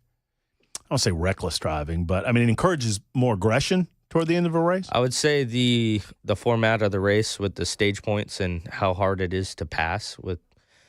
If you can maintain your position, the guy behind you might be a little bit faster than you, but it's so hard to pass that if you can just hold him off, that could be like Kyle Larson. He finished second in the regular season championship last year. He lost by 1 point. If he would have gained one more point throughout the season, he probably would have won the regular season championship. So every point matters. I think that's what makes the aggression level so high. Back in the day, they'd race a 36, 38 weekend race year, and guys would point each other by. There's a lot more respect. Now, if you win the race, you're locked in the playoffs. Right. So every guy's racing All every about the lap win. like it's their last. Why for the schmucks that are just watching on Saturdays and Sundays and don't understand all of this? Why is it so much harder to pass in this car? I don't know, and I think that's what the $1 million question is. I don't feel so dumb now because I don't Gregson know either. Like they have done multiple things to aero adjustments and different tests. I've been a part of some tests where they've changed the underbody of the car, so the diffuser and all the aerodynamics of the vehicle to try and make it easier to pass. But that's NASCAR doesn't know. That's why. I mean, it's $1 million question right now. Well, it makes for. I mean, well, it's fun to watch. I mean, it's fun to watch a guy that seems to be faster and then gets up there. And I mean, every weekend it's something different. If you don't win at Talladega, we'd really love for you to get your first victory. I mean, maybe the Chastain folks don't want you to get your first victory in Nashville, but I mean, I'm a fan now, Noah. Well, thank you. Yeah, the Chastain guys, they don't love me. Well, you've got what is this the spotter in there? Yeah. So it's my good buddy Brandon McReynolds. He is a spotter for Ross Chastain. So the beloved and sometimes hated number one car. Yeah, but Watermelon Man. Brandon and I used to race against each other, and he's helped me a lot throughout my career. He's been one of the biggest parts of my career.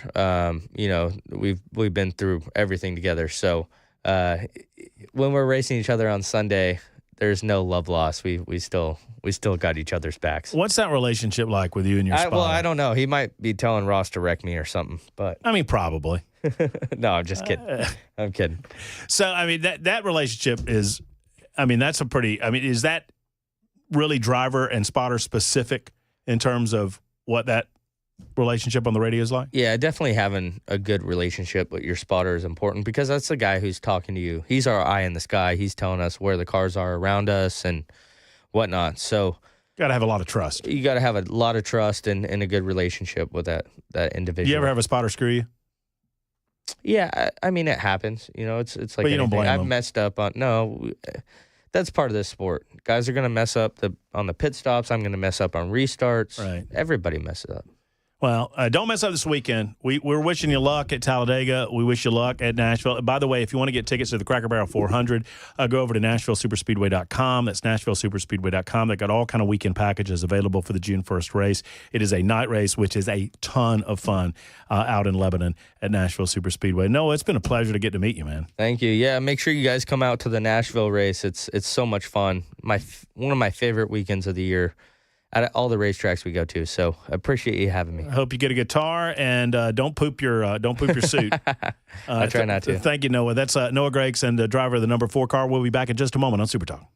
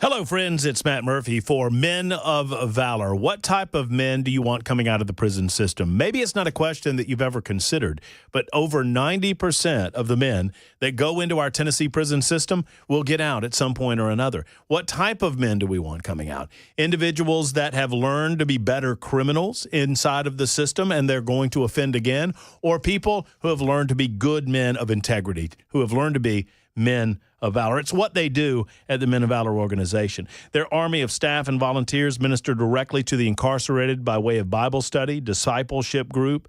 They do concerts and classes on manhood, one-on-one mentoring, and they do it all inside of the prison system and then outside of the system as they bring their men to graduation. And graduates of Men of Valor, their recidivism rate goes down from hovering in the 60s to 70%, all the way down to less than 15% recidivism for graduates of Men of Valor. That is a special, special statistic, and it means that these are givers now, not takers.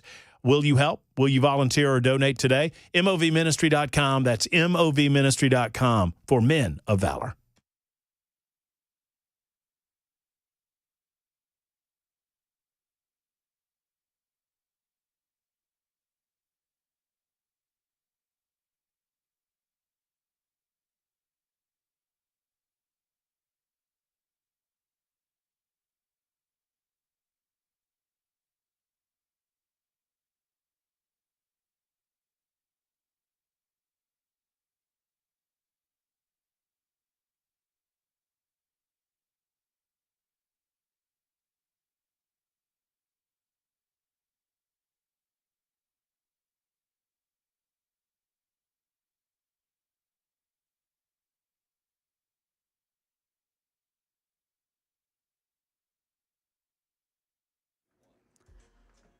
Loved ones of the victims say they're glad to see the killer, quote, will rot in jail. This story and more at 5 on Super Talk 99.7 WTN. Thank you, Ken Weaver. That's coming up in mere moments, mere seconds from now on Super Talk 99.7 WTN.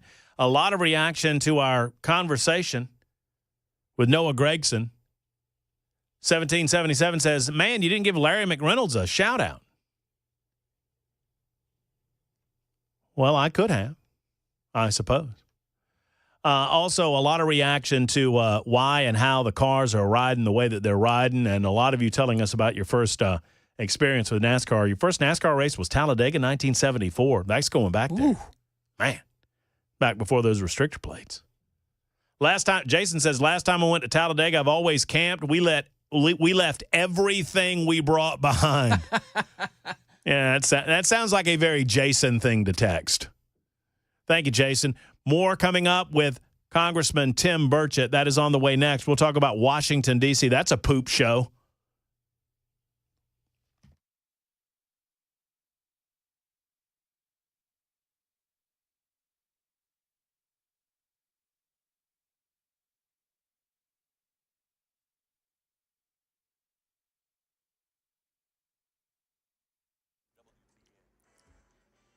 Five o'clock on the dot. I'm Ken Weaver with your top stories. Got the full forecast and traffic in 5 minutes.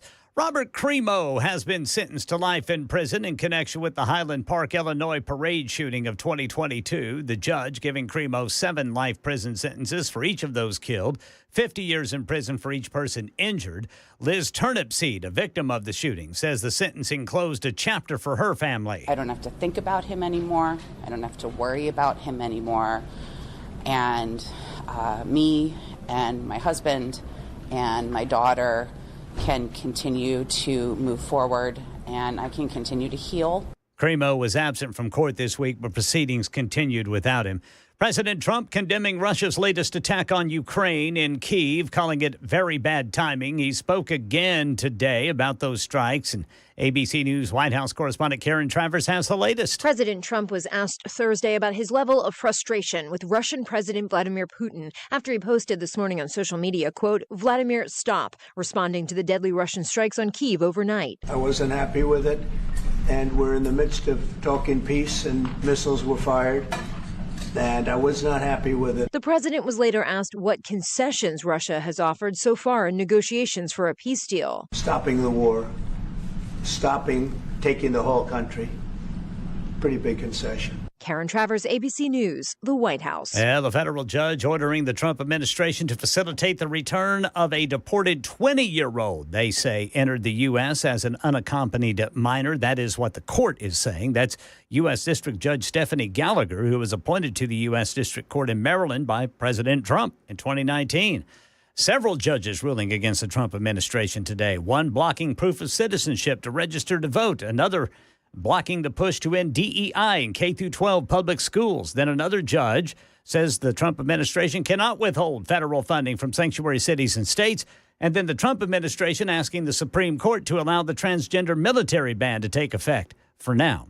And turning to sports, it's NFL Draft tonight in Green Bay, Wisconsin. This is the league's smallest market, but if you ask some of these crazy fans next to me, they'll tell you this city has the biggest heart. Am I right, guys? Yeah! Now, in just a few hours, thousands of fans will pack this space behind me, all for a chance to witness some amazing athletes' lives change forever. Former Miami quarterback Cam Ward expected to be selected by the Tennessee Titans. Ward finishing his D1 career with the most total touchdowns in college history. That's the latest news. Traffic and weather next. I'm Ken Weaver, WTN News. Hello, friends. It's Matt Murphy for the Wellness Institute of Nashville. I've made the switch, and I encourage you to do it as well. The Wellness Institute of Nashville is run by Dr. Mitchell and Dr. Ashley, and they know what they're doing when it comes to pain relief and pain management. Dr. Mitchell and Dr. Ashley are experts in non-surgical spinal decompression, which is exactly what I needed on my lower back, and I've received it from the Wellness Institute of Nashville. Friends, in honor of our 47th president of the United States of America, they're offering 47% off this non-surgical spinal decompression. It helps the healing begin in your back and alleviates the pain where it hurts. If you have back pain, neck pain, knee pain, hip pain, elbow pain, anywhere that it hurts, talk to Dr. Mitchell, talk to Dr. Ashley about how they can assist you. They are truly the experts and have studied and practiced all over the world, and they're right here in beautiful Nashville, Tennessee. I'm Matt Murphy, and my seal of approval is on the Wellness Institute of Nashville. I encourage you to give them a call. 615-246-5009, 246-5009, or online at painisbad.com.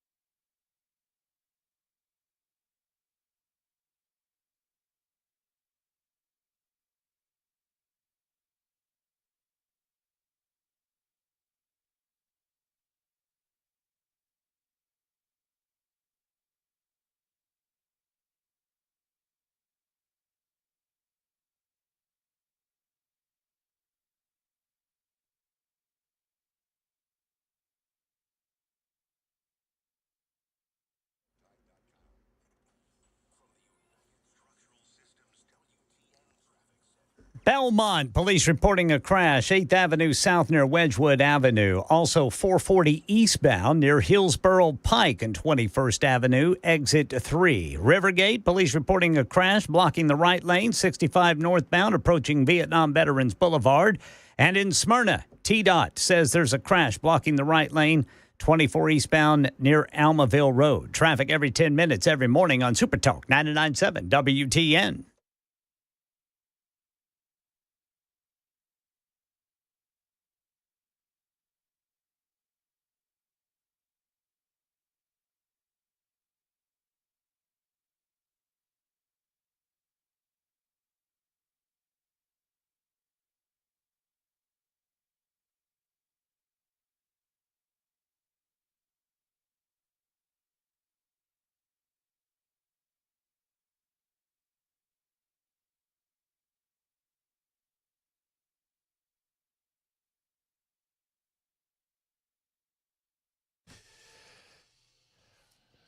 All right, thanks again to Noah Gregson joining us for a few moments, getting us away from politics, talking about NASCAR racing. They're in Talladega this weekend and will be at the Nashville Super Speedway coming up June 1, a night race starting at 6 o'clock. Tickets available at NashvilleSuperspeedway.com. Great event out in Lebanon, Tennessee.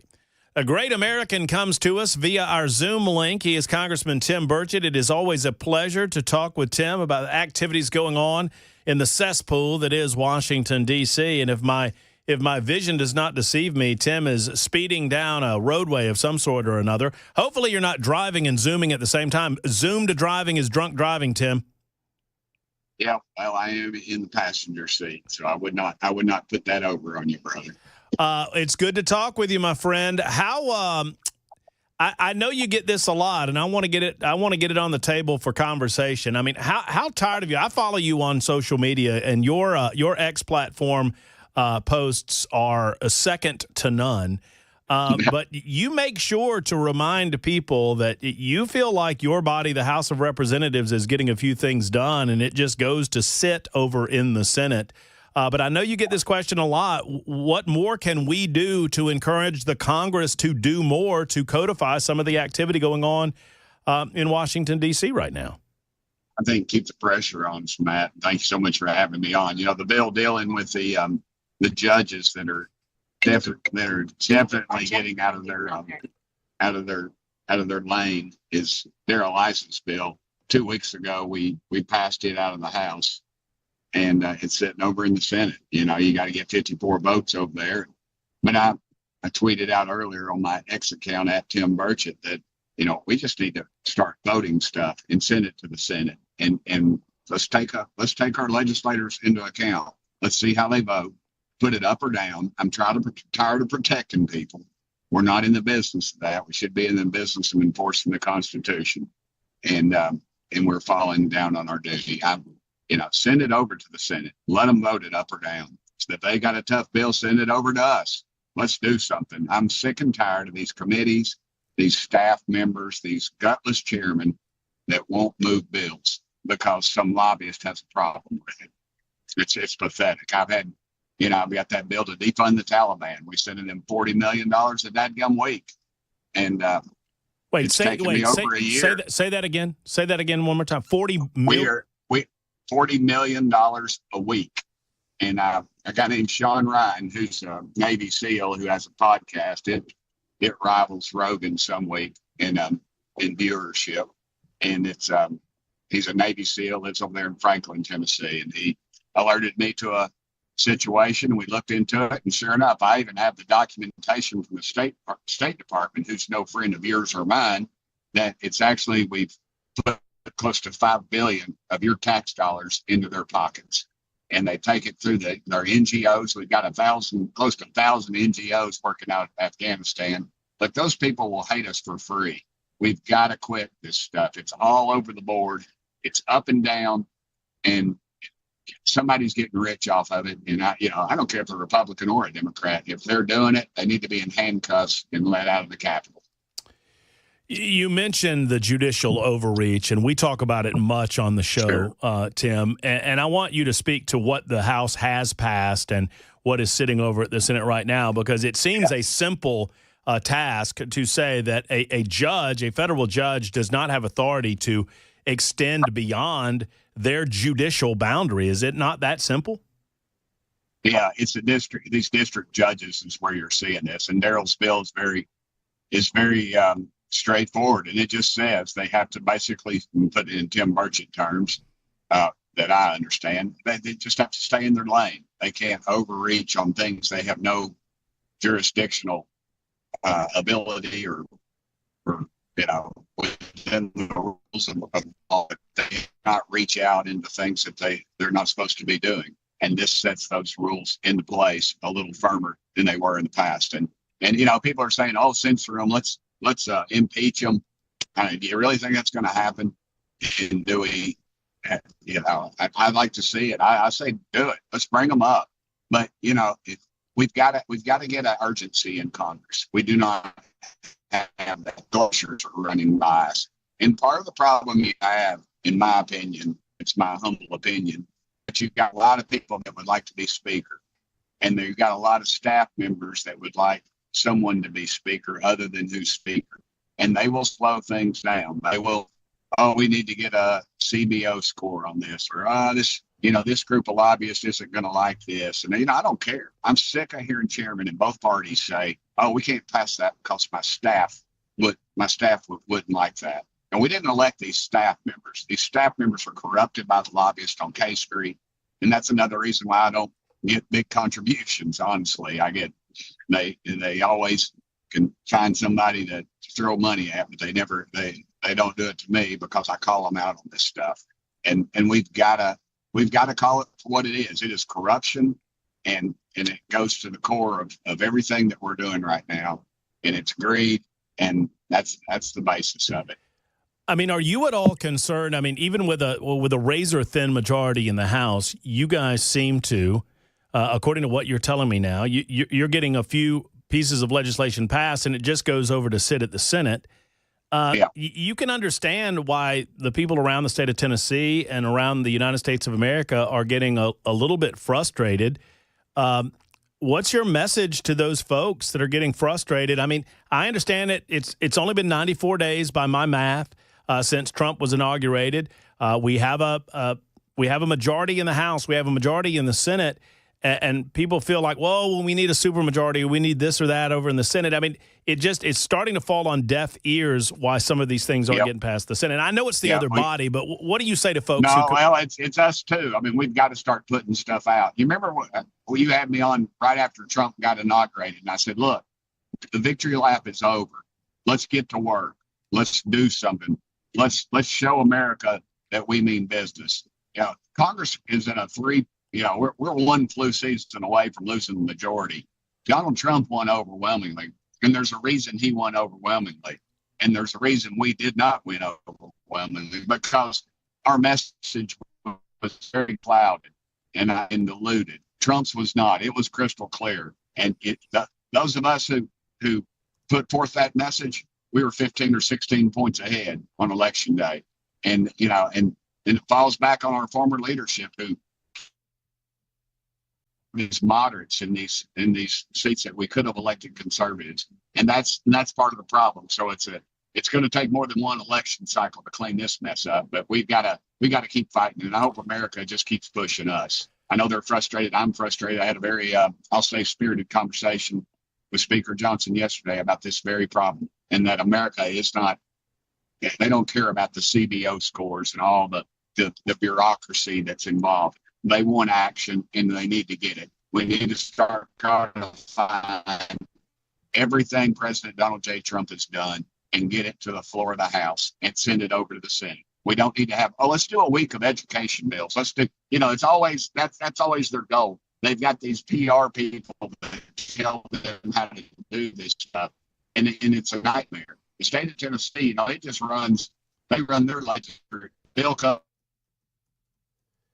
And after it's passed to the House, it goes to the Senate. The Senate, it goes to the House in just a matter of days. And there is no conduit there. It's just two separate bodies, and they hardly talk. And it's pathetic. The only ones that talk are the conservatives. And that's, right now I'm feeling like that's by design. That's to keep this stuff subdued. And if they can run out the clock on this thing, we will miss the best chance of riding our fiscal storm that we ever had. Because if we don't, the anarchists win. We lose our country fiscally every other way. You can complain about all the other stuff, but if we do not have our fiscal ship in order, we will sink. The one thing that it feels to me that Trump is doing as well as he possibly could would be on the immigration front. Some of the numbers that we're seeing on the southern border are incredible. Some of the criminal alien deportations are exactly what the American people voted for last November.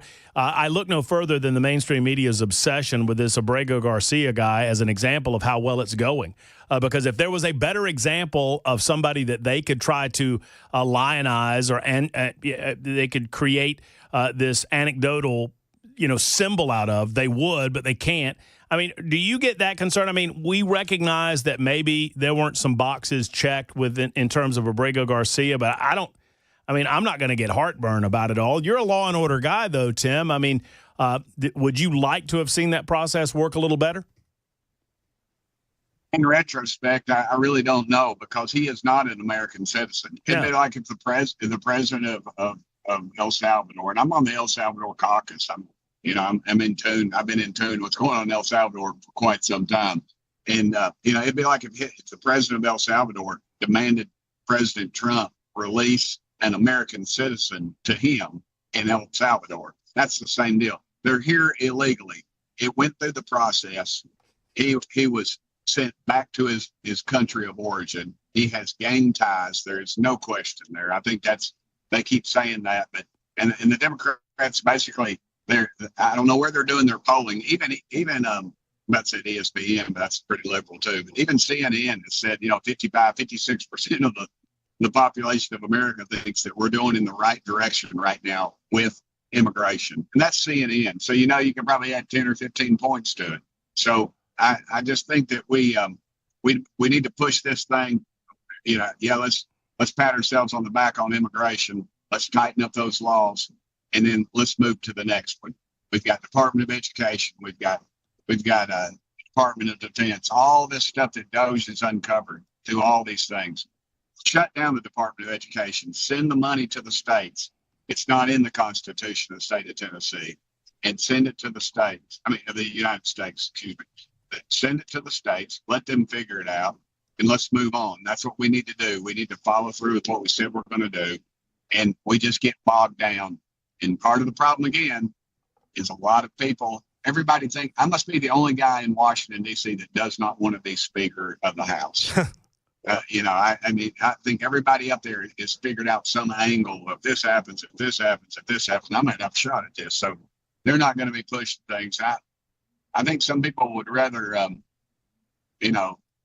serve in heaven and they'd rather rule in hell, because if we lose that majority, buddy, we will be serving in hell, because they will tip those scales so fast, and we will lose everything. Well, in light of what the judges are doing, and in light of the activism that's going on in our judicial system, mostly at the local level, I think all of this will eventually get worked out at the higher levels, whether it be at the appellate courts or the Supreme Court. One thing I want to make, I'm sorry, let me interrupt you. Yeah, One thing that needs to be made on these judges, we got to quit playing ball with these Democrats when we appoint these judges. That's, every time we get in there, I remember the Democrats holding people up, Bork, all these people they kicked out, and they took pride in it. And then what do we do as Republicans? The Bushes, we're going to play ball with them. We're going to do this. We're going to do that. We're going to allow these moderates on our courts. And that's why we're getting the wood put to us right now. And that we ought to remember that every dadgum time. Yeah, shut the dadgum government down if they don't play ball with us. And that's the one tool you have in your toolbox for Tommy Tucker.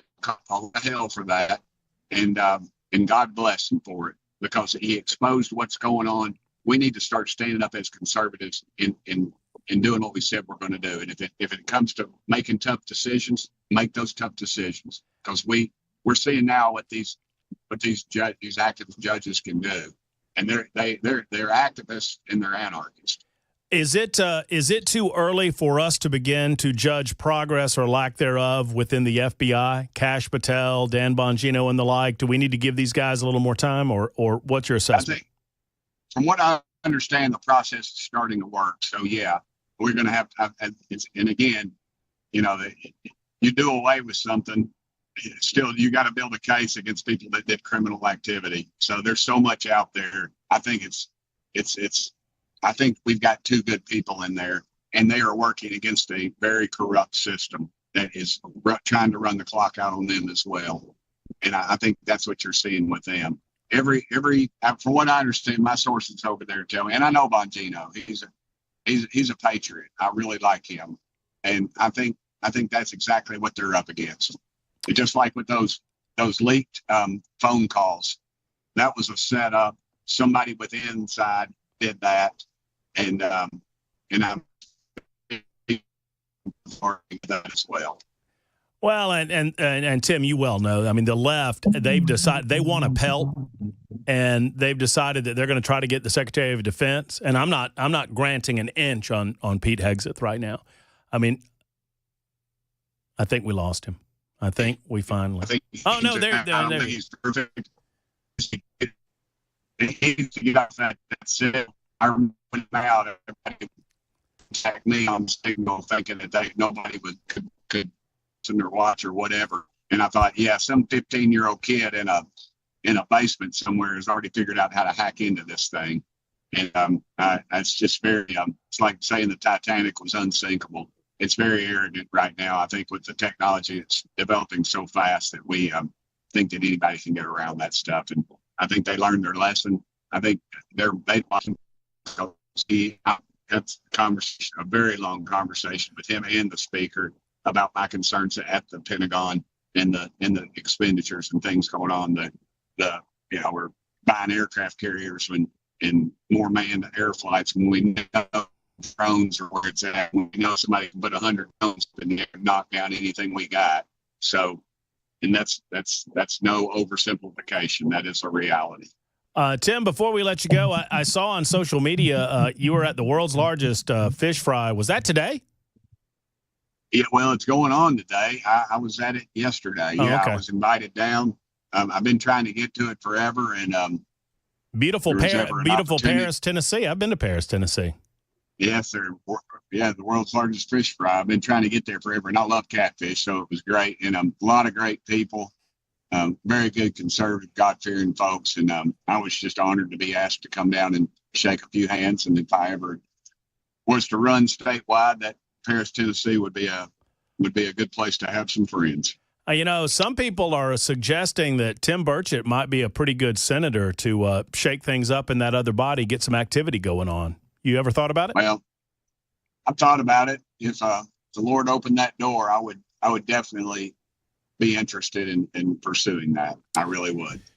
Well, we love you, Tim. You know how much you are appreciated here in Tennessee and Middle Tennessee and beyond and in the 2nd Congressional District, obviously. And I appreciate you swinging in today and sharing some thoughts with us. We'll do it again very soon. Thank you, brother. It's always a pleasure. Pray for our country.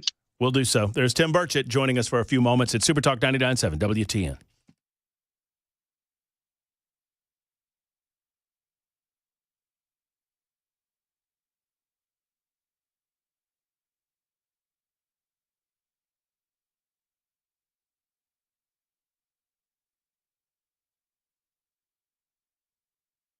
Only about 36 minutes to go before Volunteer Outfitters shuts it down for the day. I mean, they're open until 6 o'clock Tuesday through Friday, 10 to 4 on Saturday up in Hendersonville on New Shackle Island Road. But I'll tell you this, T-shirt Tuesday is on Tuesday, and today's Thursday.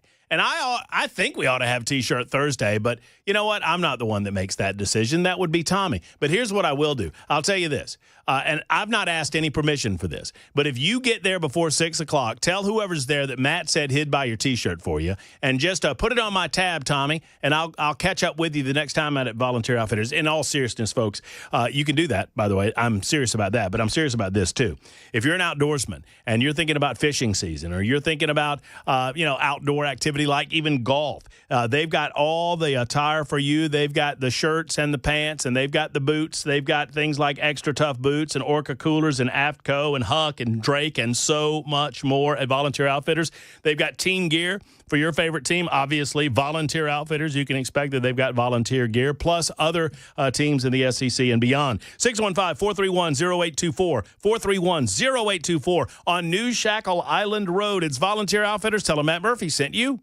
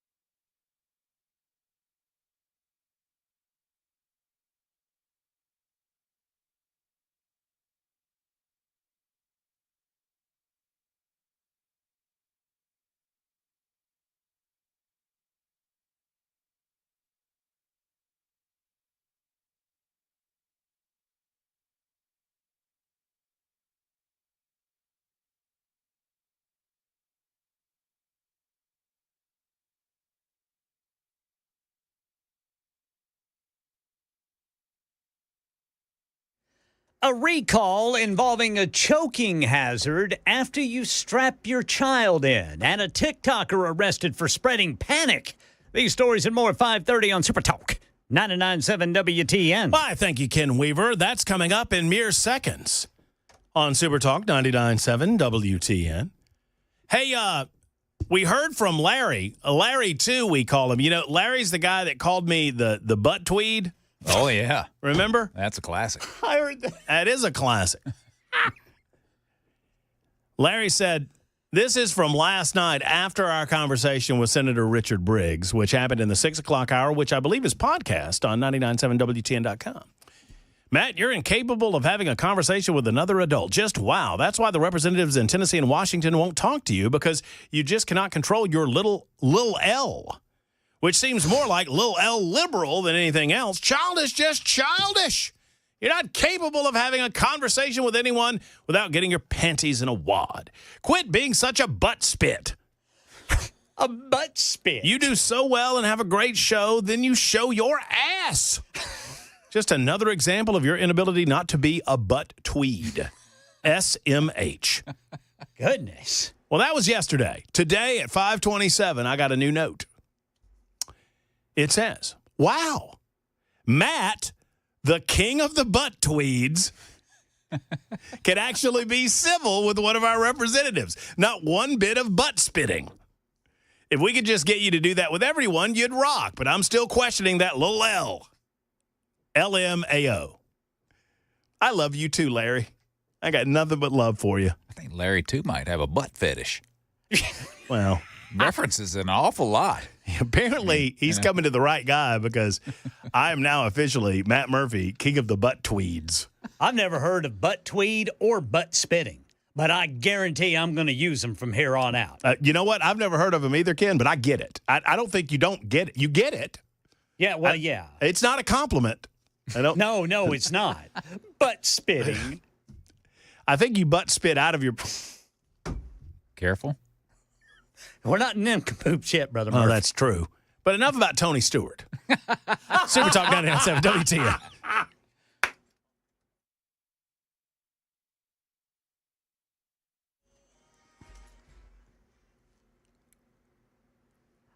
I'm Ken Weaver with your top stories. We got the full forecast and traffic in 5 minutes. Tens of thousands of child seats are being recalled. Here's Alex Stone to tell us why. Almost 180,000 first Grow and Go Sprint child seats are being recalled because of loose pieces in foam in the headrest that could be a choking hazard to children, according to the National Highway Traffic Safety Administration. The agency saying the headrest foam pad is not adequately secured, allowing a child to pick off pieces of foam.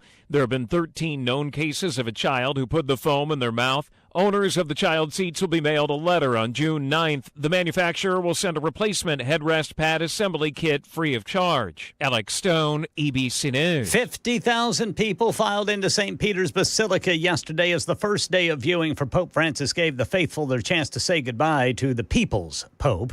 Lana Klein, an American student in Rome, tells ABC News walking into St. Peter's was a transformative experience. So silent, but you could feel how much people really cared about him and how much love there was for this man. A TikTok astrologer has been arrested by authorities in Myanmar for spreading panic. The 21-year-old John Mo Tha told his more than 300,000 followers there would be another strong earthquake in the aftermath of last month's tremor, saying people should not stay in tall buildings during the day. In a video seen by more than 3 million people on his TikTok account, last month's earthquake in Myanmar's central belt killed more than 3,700 and has left 60,000 living in tents. And turning to sports, it's the NFL draft tonight. Former Miami quarterback Cam Ward expected to be selected by the Tennessee Titans. Ward finishing his D1 career with the most total touchdowns in college history. Up next on the clock is the Cleveland Browns. Colorado University's Heisman Trophy winner Travis Hunter expected to go there. The one-of-a-kind generational athlete known for playing both offense and defense, coached by Hall of Famer Deion Sanders. That's Ike Ejaichi. And the latest news, traffic and weather next. I'm Ken Weaver, WTN News.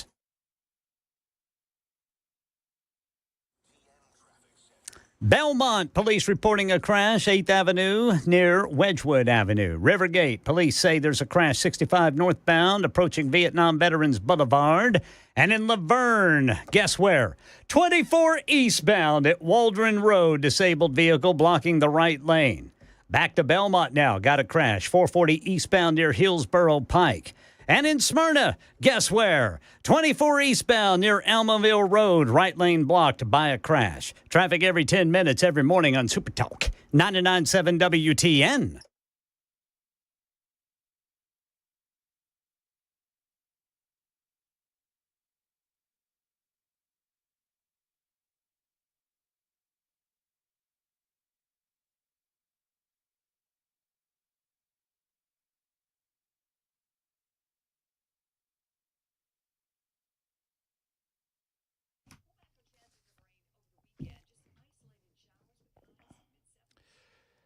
Friends, Defense Systems is a life safety and security consultation firm based right here in Middle Tennessee. You've heard the owner, Brink Fiddler, on this show with regularity, talking about how to better prepare yourself in the unlikely event that you should find yourself in a negative situation in your workplace, in your church, in your school, any place that people gather. They are an active shooter response training center. They deal in workplace violence, site surveys and threat assessment, security improvement consultation, emergency and intruder action plans, rapid response medical training, all customized to your facility and to your staff. Brink Fiddler does a great job at helping you understand a couple of things. One, it's a dangerously developing world. Number two, the possibility of you experiencing one of these events is astronomically low, but that possibility is not zero. That means hope is not a plan. It is time to get trained with Defense Systems.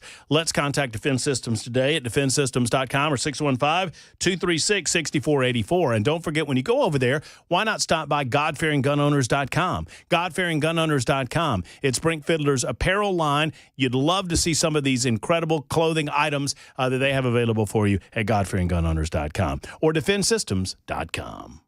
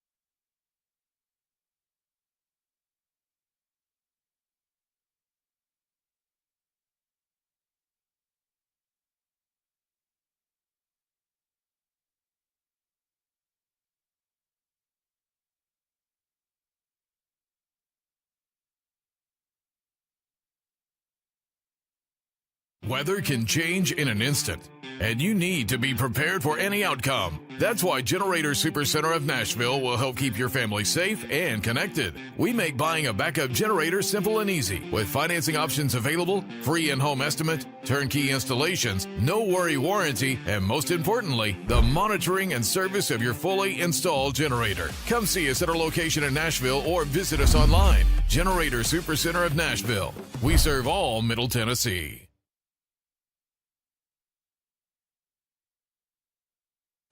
Super Talk 99.7 WTN. 39 minutes after the hour. Thank you for being around. Thank you for putting up with, well, I won't say putting up with, but I understand that it was a little difficult at times to understand Congressman Tim Burchett. It was good of him to call. He was out and about in the middle of nowhere. Someone wrote in and said, hey, I really do appreciate the conversation with Tim Burchett, but I'm going to need you to repeat everything he just said. And I understand that, but we appreciate Tim being on with us. I mean, anytime we call, Tim's on. We have a few of our congresspeople that are like that, to include John Rose. Scott Desjardins is always quick with a telephone call and to communicate with the radio show, and we appreciate that. And well, I mean, Chuck Fleischman's always come on anytime I've asked him. I don't really have occasion to ask Chuck that much. I'm trying to remember, what's his name? Over in Memphis. Over in Memphis, Germantown. Yeah. Dadgummit, David. Stand by. Kustoff. Yes, Congressman David Kustoff comes on with us on occasion, and that's a wonderful thing, too. I really wish that we could hear more from Congressman Mark Green and Congressman Andy Ogles. I do. But I'm not here to beg folks to do what they don't want to do. Well, if you weren't on a butt tweed, they might come on with you. That's probably the case. How about Steve Cohen, Brother Murphy? Would you like to have? I would love. For you. Oh gosh, I would love. I will bring the fried chicken if Steve Cohen. Well, come on. I will bring him a bucket of KFC if he would come on with us. I would love to talk with Steve Cohen. That'd be epic. Oh, it'd be so good. We're going to love to do Nincompoops in the News in a moment. This is not a Nincompoop in the News candidate, but have y'all seen, I posted this up on @MattMurphy Show on the X Machine. Have y'all seen the dude? And I don't know if this is real or not, but I'm going to choose to believe that it is. He tells his Tesla vehicle, he has the full self-driving, and he tells his Tesla, this is a fella of about my stature, or maybe Ken Weaver. He's a pleasantly plump fellow. Let's just say. I almost said Ken Weaver, and I stopped myself because Ken's not pleasant. I'm big boned. Just ask my mama. Mama, my grandma used to tell me that all the time, Ken. Yeah. Said, have you another piece of cake, baby? You're big boned. And apparently bones like cake. Yes, sir. But no, this guy, he gets in and his wife or girlfriend is filming him. And he tells his Tesla, he said, drive us somewhere we've never been before. And the Tesla says, okay, and starts driving. And it drives him to a Planet Fitness.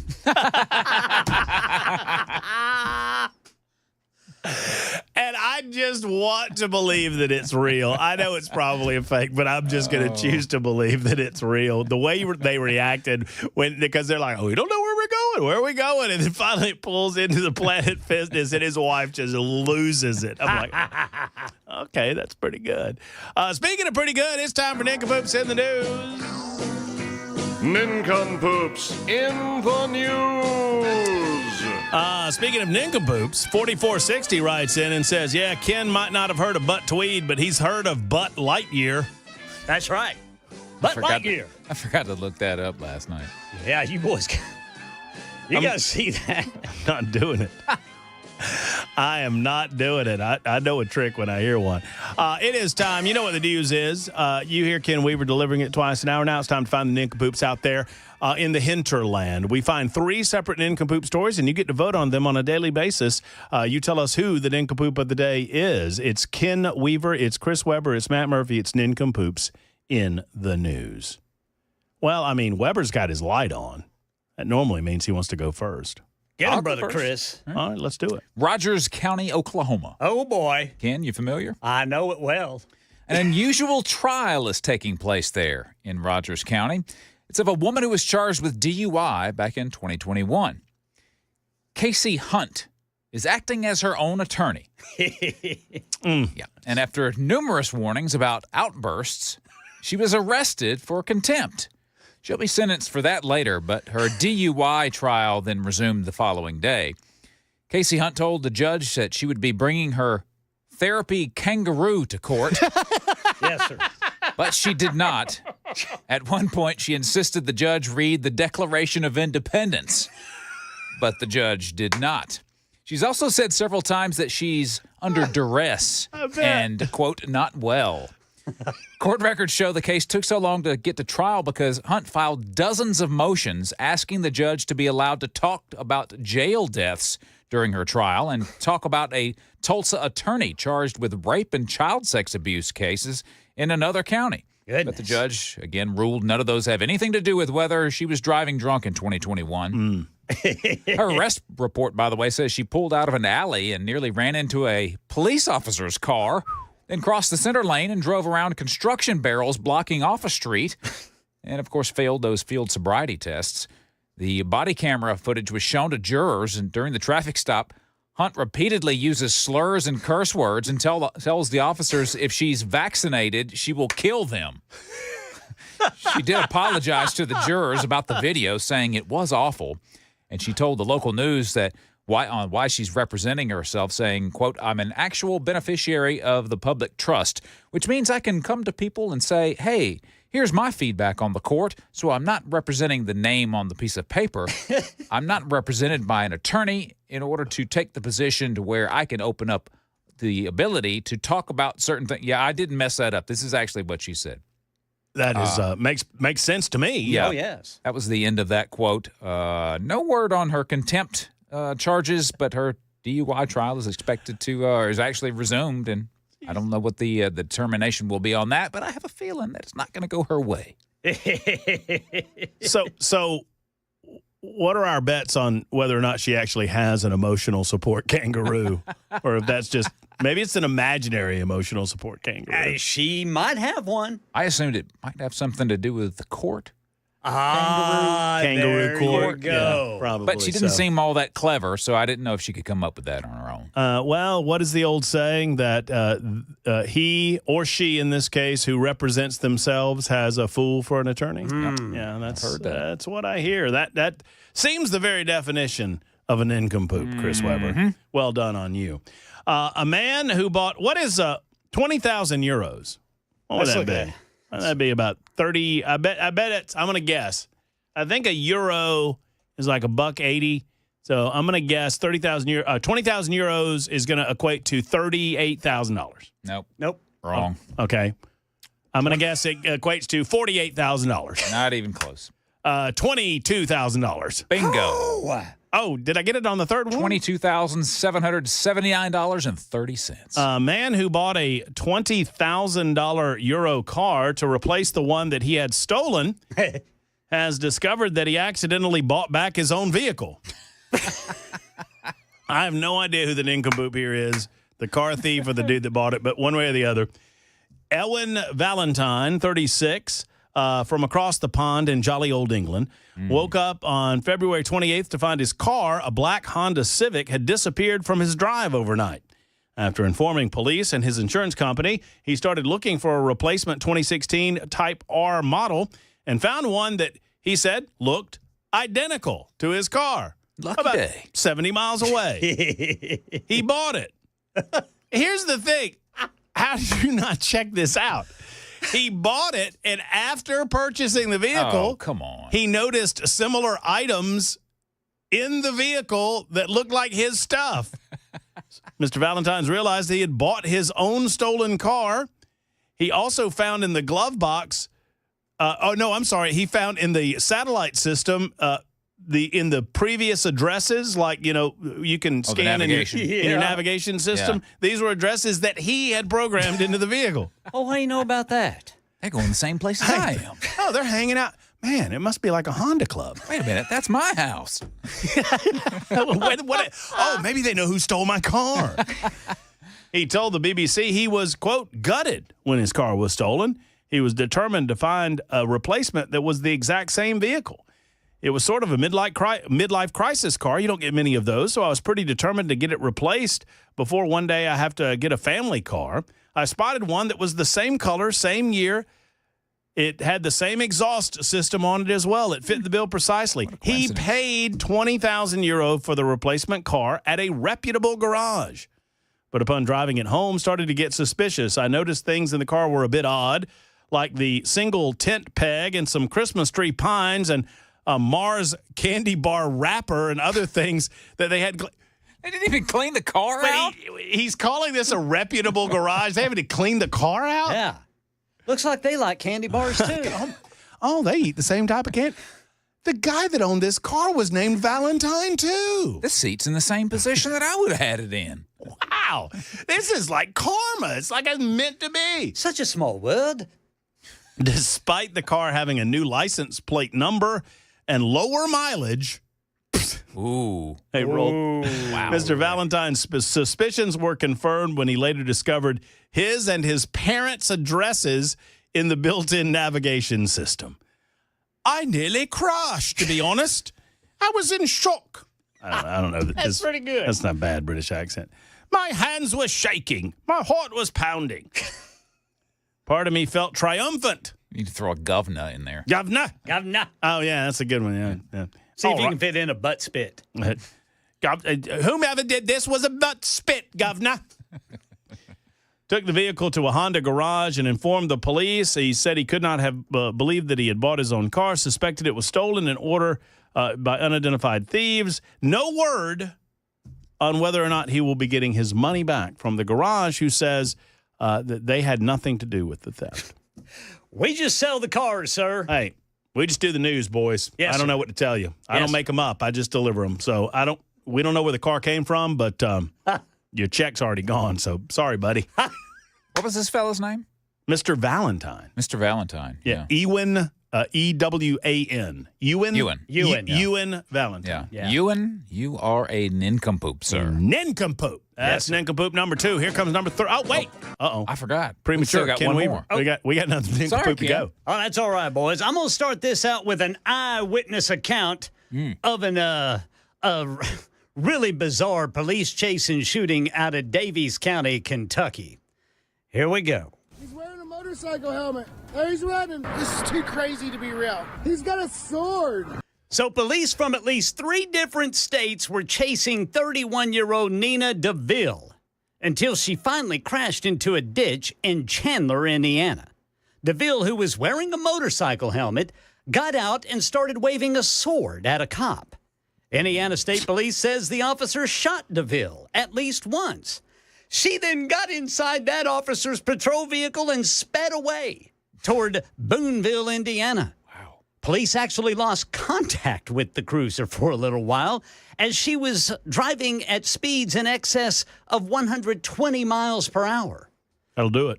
Well, she later crashed into an open field and ran away until she was tased and taken into custody. Didn't lose her helmet, though.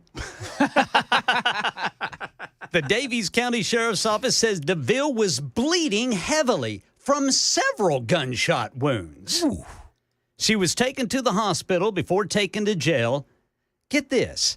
This woman was wanted for 7 felonies, including attempted murder, battery, and criminal confinement out of Lawrence County, Indiana.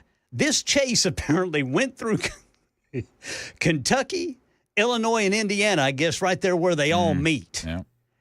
And I mean, it went on for hours before they finally caught up to her and caught her. I don't understand why people run like that. I don't know why she had on a motorcycle helmet. So no motorcycle was found? No motorcycle. I thought the initial vehicle was a motorcycle. Yeah, I assumed that the initial vehicle would have been a motorcycle. So no motorcycle involved in this story. No, she just happened to be wearing a helmet and for some reason had a sword. Is there a special helmet? A special sword. And you got to see the video. She's a good sized woman. And big girl. Big girl, and she's swinging that sword. And then she gets shot. I mean, the cops shoot her. They say she was bleeding profusely when they finally got her. My Just kept going, huh? And you gotta look this up and see her mugshot, man. This woman. Whoo! A double extra large nincompoop. On Nincompoops in the news on Super Talk 99.7 WTN. That's how we get it done. Vote Ken Weaver, vote Chris Webber, vote Matt Murphy. Vote early, vote often. It's 53 after the hour. We'll get back to the real news coming up in a moment on Super Talk 99.7 WTN.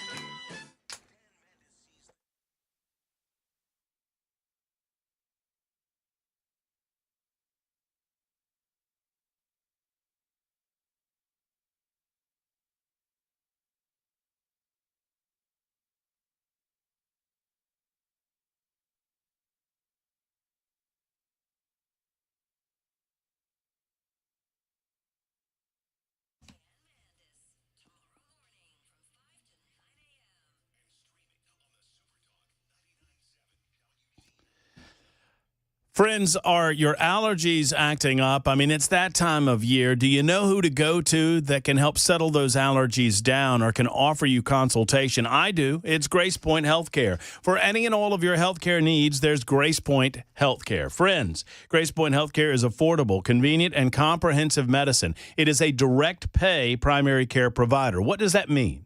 That means that you make the decisions with their medical staff, their team of doctors. And never will your insurance company come between you and the decision-making that happens between you, the patient, and your doctor at Grace Point Healthcare. That's what it's all about, folks. And during allergy season, I mean, allergies can be debilitating, and I've learned that over the last 10 to 15 years as my allergies continue to get worse and worse, but I've got a place to go, and that is Grace Point Healthcare. They treat naturally whenever possible. At Grace Point, they believe vaccinations are a personal choice, and at a certain age, they understand that hormones begin to fluctuate, taking a toll on your lifestyle. Get comprehensive hormone testing for both men and women at Grace Point Healthcare. You really can't afford exceptional medicine delivered the old-fashioned way at your convenience. At Grace Point Healthcare, call 599-6868, located in the heart of Franklin. That's right, modern medicine delivered the old-fashioned way.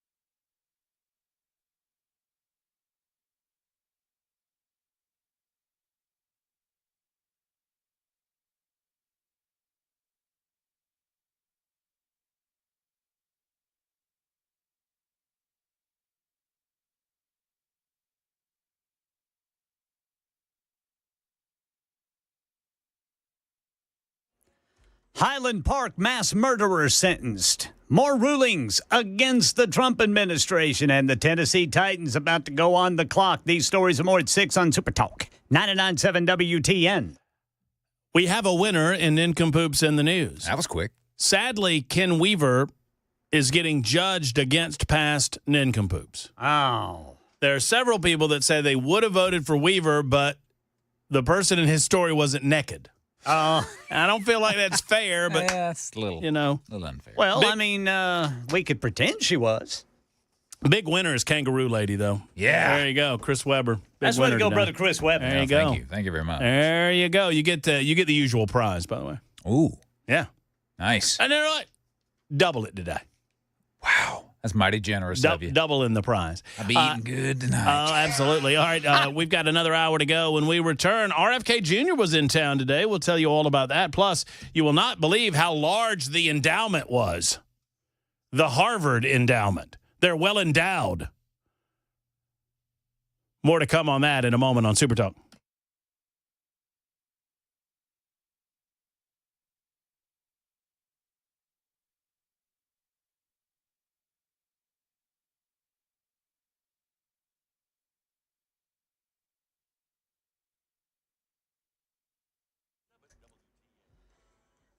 Six o'clock on the dot. I'm Ken Weaver with your top stories. Got the full forecast and traffic in 5 minutes. And Robert Cremo has been sentenced to life in prison for the rest of his life. No parole.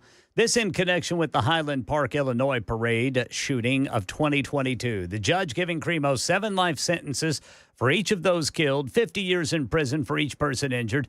Lawyer Lance Northcutt represents the McCarthy family who lost 2 of their loved ones in that attack. This sentence today is that Robert Cremo will rot in a cage where he belongs, that he will never see the light of day, that he will never breathe air with free people. A federal judge ordering the Trump administration to facilitate the return of another person deported to El Salvador. This was a 20-year-old who the court says entered the U.S. as an unaccompanied minor. The judge is saying that the administration, by deporting this person, violated this previous court settlement. And it's fascinating because this is a Maryland judge, a different judge than in the Kilmar-Abrego Garcia case. The judge in this case, the new one that we're discussing, is a Trump appointee. She ordered the government not to remove other individuals covered by this settlement, the 2019 settlement. So it does potentially tee up another court battle that the Trump administration will have to fight here. Well, that wasn't the only judge's ruling today against the Trump administration. There was a judge blocking proof of citizenship to register to vote, a judge blocking the push to end DEI in K-12 public schools. Another judge said you cannot withhold federal funding from sanctuary cities and states. And then you had the Trump administration asking the Supreme Court to allow the transgender military ban to take effect for now. Tennessee Congressman Tim Burchett telling WTN's Matt Murphy it is too soon to cast judgment on progress or a lack of progress under FBI Director Kash Patel. From what I understand, the process is starting to work. So, yeah, you do away with something. Still, you got to build a case against people that did criminal activity. So there's so much out there. I think we've got 2 good people in there, and they are working against a very corrupt system that is trying to run the clock out on them as well. And I think that's what you're seeing with them. Congressman Burchett says he believes insiders are trying to sabotage Defense Secretary Pete Hegseth, too.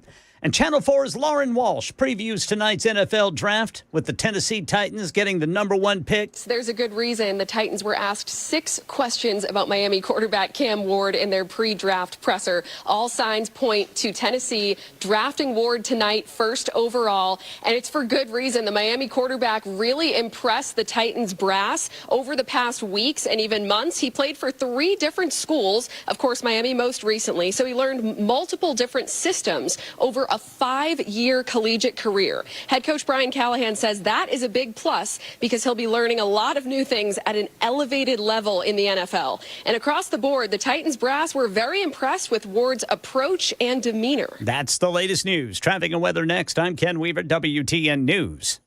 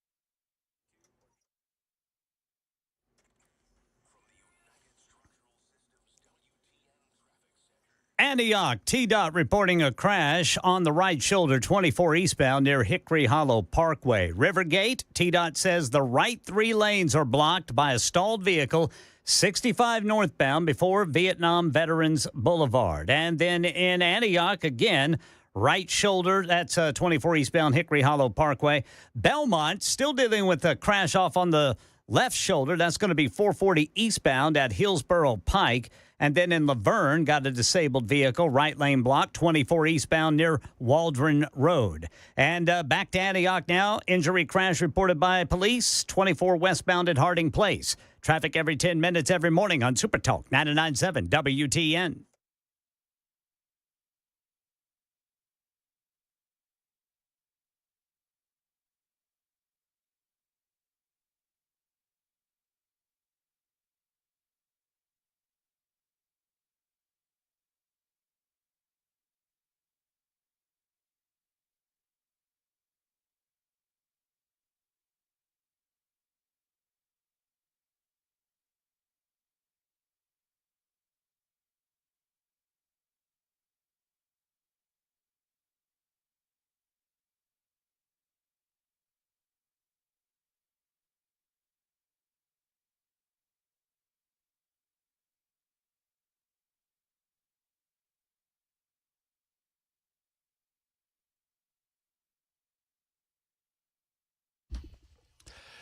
It is Super Talk 99.7 WTN. My name is Matt Murphy. As the man has told you, it is 7 minutes after 6 o'clock, and I thank you for being a part of the show today. Final hour starts right now.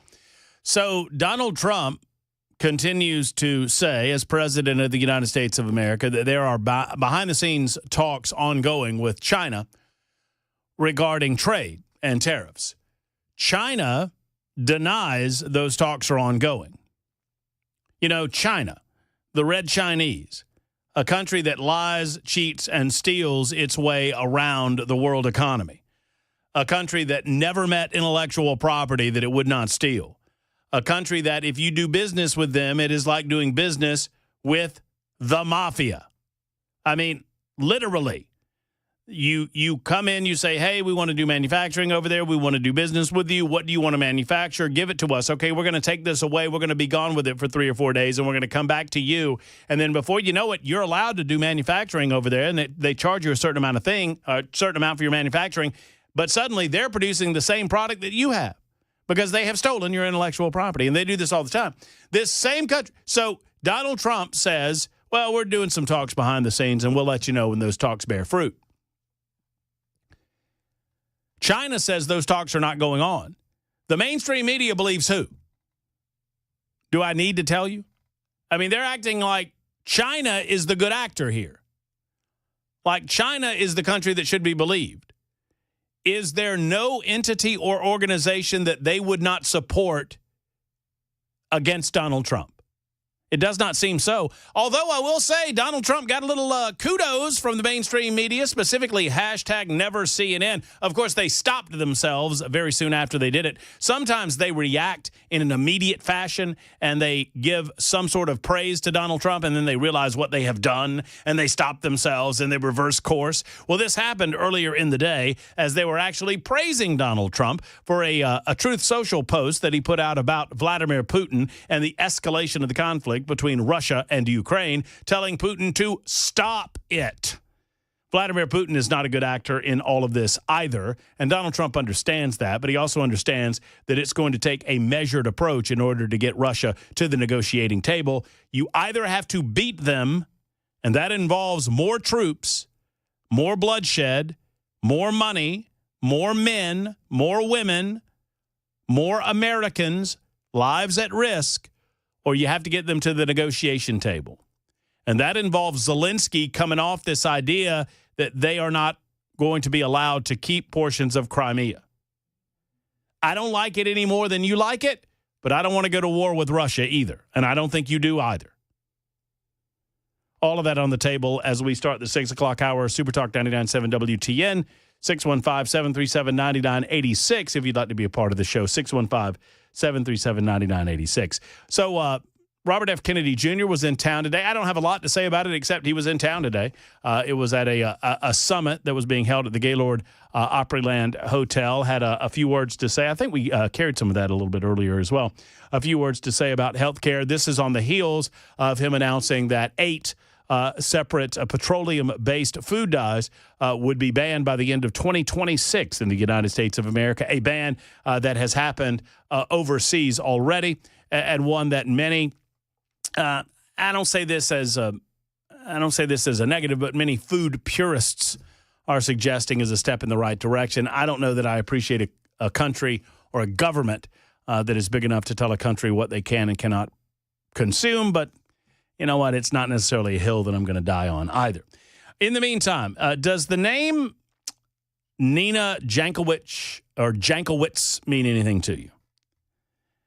It might if I remind you that Nina rose to prominence in 2022 when the Biden administration named her to be the brand new chief of the Department of Homeland Security Disinformation Governance Board. Y'all remember this? The Biden administration decided that there was so much disinformation going on. And when I say disinformation, I hope that I am audibly declaring those air quotes. I'm doing the air quotes for those of you watching on Talk TV, but I hope that you can hear the air quotes in my disinformation. Disinformation. The Disinformation Governance Board was launched in April 2022, and Jankowicz resigned about a month later because, rightly so, many of us in the mainstream press and many of us on talk radio and many Americans rightly saw this as an absolute assault on free speech by our government of the United States of America.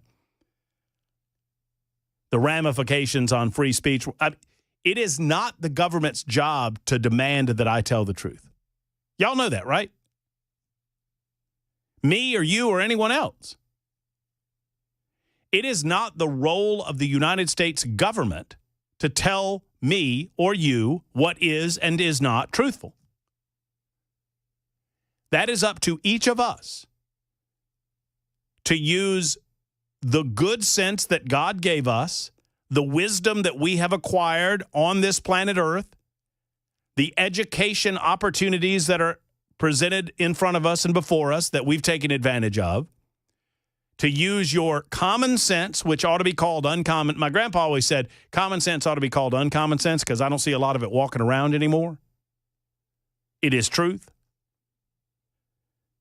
All of those things should culminate in you determining whether or not something is truthful or not. That's called doing your homework. And I would hope that you're not relying on the X machine or any internet website or Matt Murphy or sure as hell not the government of the United States of America to tell you what's truthful and what's not truthful. You need to do that on your own. But it is not the government's job. A government that can tell you what is truthful and what is not truthful is going to determine what is and is not truthful based on what is good for the government, not what is good for you. And they sure as hell are going to stop telling you those items, those truth items that might look negatively in reflection to the government. You do your own research. So the Nina Jankowicz Department of Homeland Security Disinformation Governance Board did not last very long. Well, you probably understand the type of person that it would take to accept that role to begin with. Well, the Biden era's infamous disinformation czar is now urging the European Union to resist, wait for it now, the United States of America and Donald Trump regarding online censorship and other key issues. Jankowicz testified before the European Parliament earlier this week at a hearing about Russia hybrid threat and painted a gloomy picture of the Trump administration's opposition to speech suppression online. Quoting Jankowicz now, the United States has now become the largest lobbyist for these multi-billion-dollar tech corporations and is harassing any other nation or body that aims to conduct oversight or require transparency of them. Neither Washington nor its social media platforms it has captured are interested in preserving democracy. They're interested in preserving their power and hoarding profits. What she truly wants, she wants government oversight of the internet along the same lines that China oversees their internet and online product. And you know, I am told, and I've not heard a recent analysis of this, but I've been told that in China, the internet is much, much slower. And the internet is much, much slower despite, I mean, they have the same technology that we have because they've stolen it. I mean, they have the ability to keep speeds up at the level that we keep speeds up from a technological standpoint. What bogs it down are the filters that are involved in the Chinese internet product because they can't let you see anything that the Chinese government doesn't want you to see, and they will filter out those things that they believe you don't need to see. There are entities in the United States of America that would suggest that the government of the United States should be the decider as to what is and is not truth and what should or should not be disseminated freely in an open society. 8695 wants to know if China has porn. You know, that's an interesting question. I would be willing to say no. They probably do. It's just all blurred out. Yeah, I mean, maybe. I don't know. You just have to use your imagination. Maybe so. I don't know the answer to that, but I've never been to China, and I've never heard whether or not they do. I know that Chinese TikTok looks a lot different than American TikTok, I'll tell you that.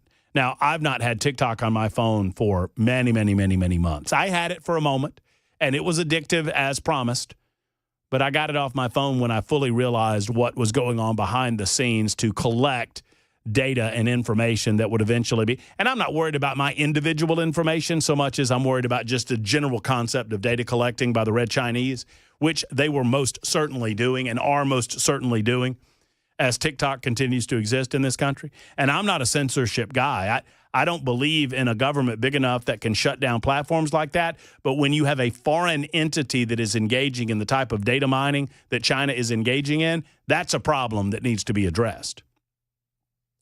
But apparently Chinese TikTok is all nationalistic. It's all national pride. It's all, educationally based. It's all about, young people learning their reading and their writing and their math and all of these other types of things. Everything seems to be positive in terms of its presentation. And in American TikTok, it's just a bunch of people falling over and doing stupid stuff and eating stupid crap. And generally speaking, making society dumber as a result of even watching it, much less performing in it. And I am certain 9537 is right that the black market internet exists. Have you ever wanted to go on the dark web? Not really, no. I want to go on the dark web just to see what the dark web is.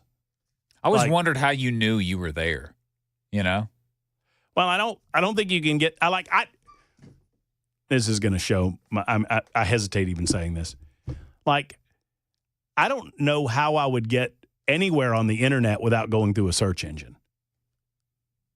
Yeah, I'm not smart enough to get that either. I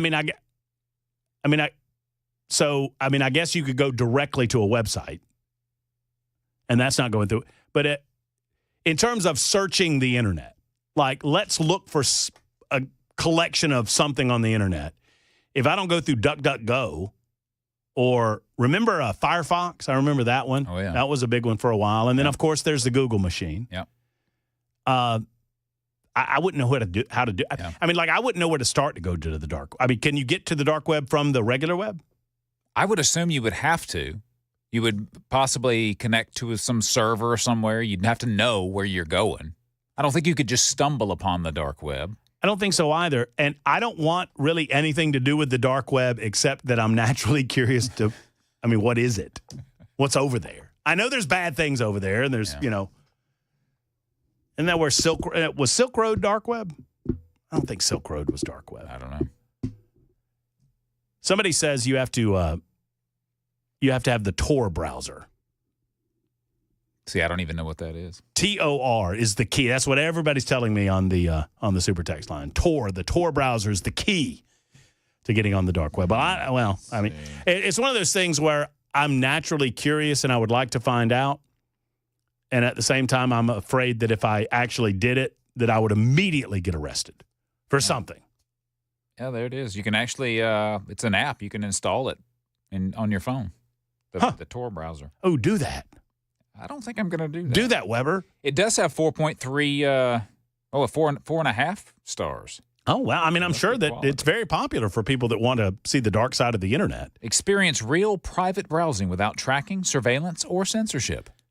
All I'm here to tell you is, as much of the internet as I've looked at, if what I've seen is not the dark side of the internet, I don't think I want to see the dark side of the internet. Truth?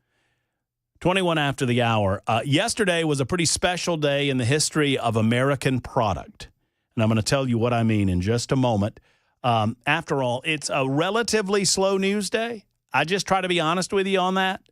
So with a relatively slow news day, I think we can sink our teeth into some of the worst product failures in the history of the United States of America. Yesterday was a special anniversary of one of the worst product failures ever. Anybody got any ideas? We'll be back, and I'll tell you the truth on the matter coming up next.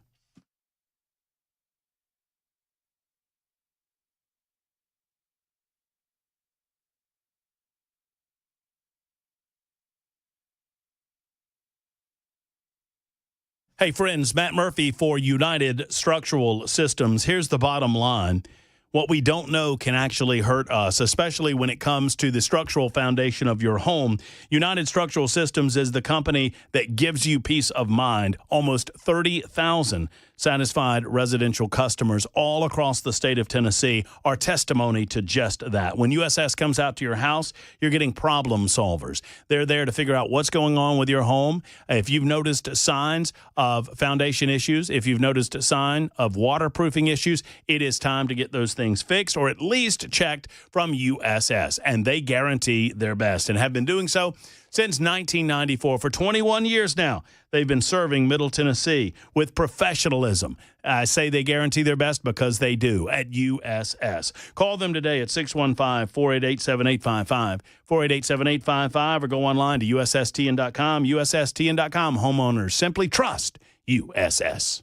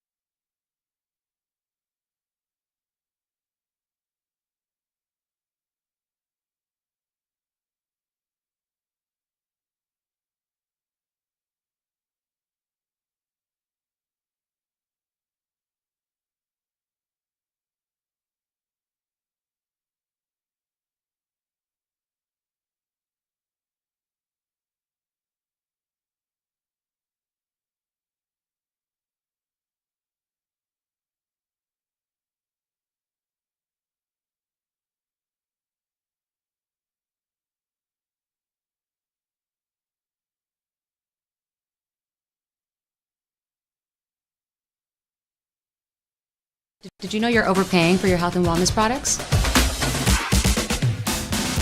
With over 20 company-owned brands offering its members vitamins, supplements, wellness, and skincare products, you're able to save up to 70% off retail. Members Nutrition can't change your life, but we can change the way you live.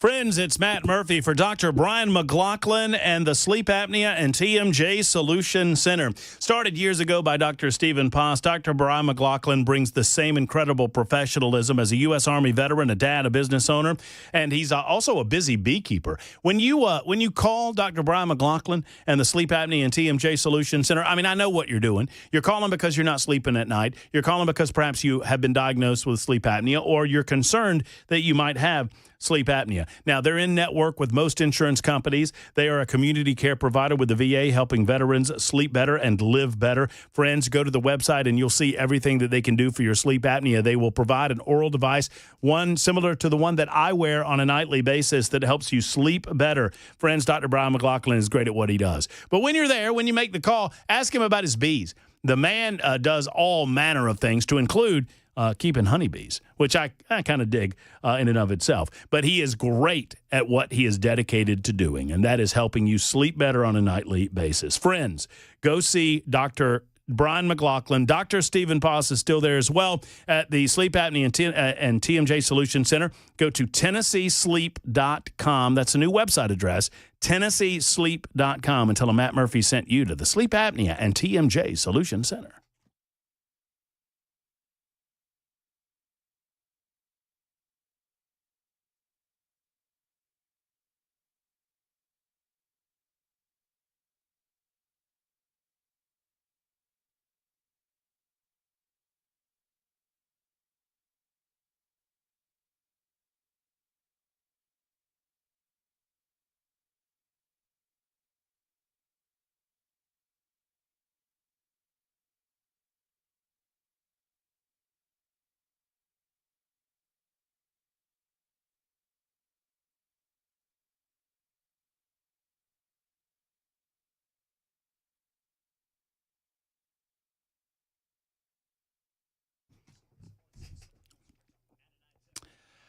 Thank you, Ken Weaver. I'm getting a lot of reaction on the dark web. I don't really want to go. I want to go, but I'm not going to go. Yeah. Does that make sense? Yeah, I kind of feel that way too. Like I would kind of like to know what the big deal is about, but then I don't think I want to turn that page over. Yeah, it's one of those where you can't put the toothpaste back in the tube sort of things, maybe. Yeah, probably so. And many of you have expressed an agreement with that, is that, you know what, they say, Andy writes, that only about 10% of what's available on the web is actually available to us. Several more of you are saying, you know, the Tor browsers have tons of other uses, not just the dark web. Several of you are saying, hey, it's not illegal to browse. If you want to explore, you can do so. It's all of it. It's all inside of your computer. Use the commands that are appropriate. Just ask. I wonder if you could do that. Weber, go ask Google how to get to the dark web and see what it says. All right. I mean, you know, why not?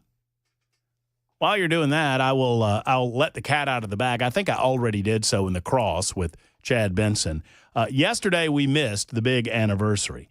Yesterday, 40 years ago, on April 23rd, 1985, the Coca-Cola Company, easy for me to say, announced that it was officially changing the formula of its signature soft drink for the first time in 99 years.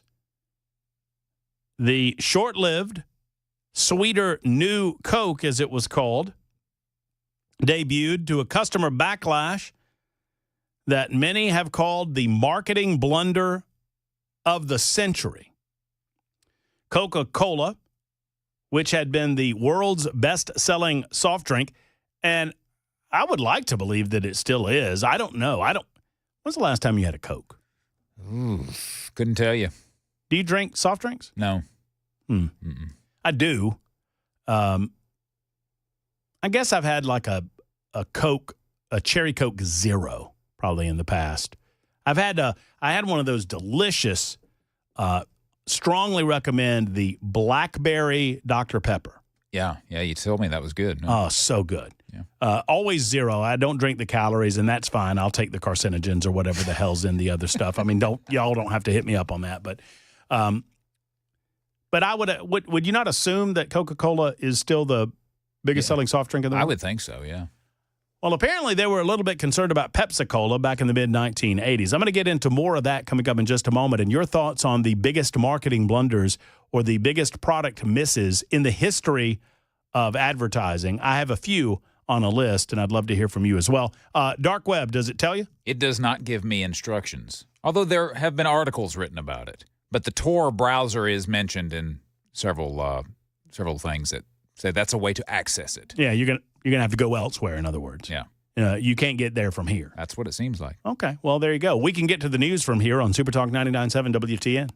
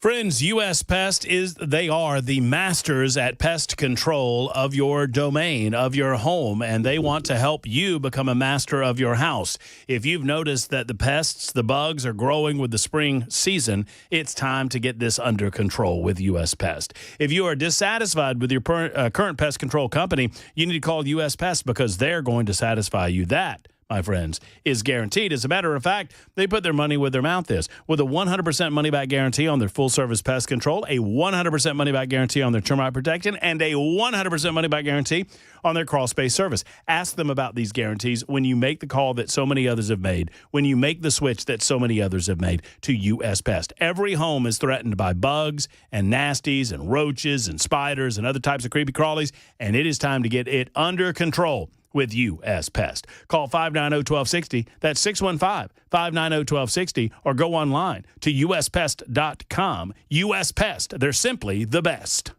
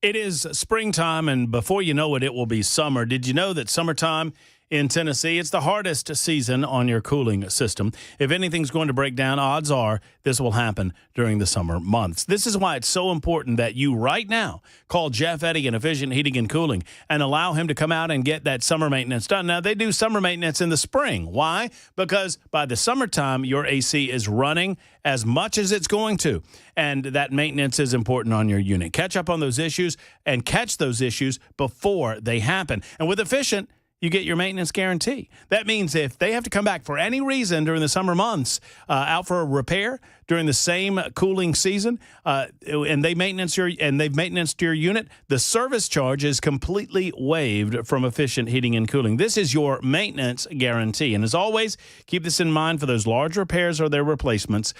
When it comes time, it's time. And Efficient is an Elite Pro partner with Ream, and they can offer financing options for you as well. Go to efficienthvac.net. That's efficienthvac.net or 615-784-4424 for Efficient.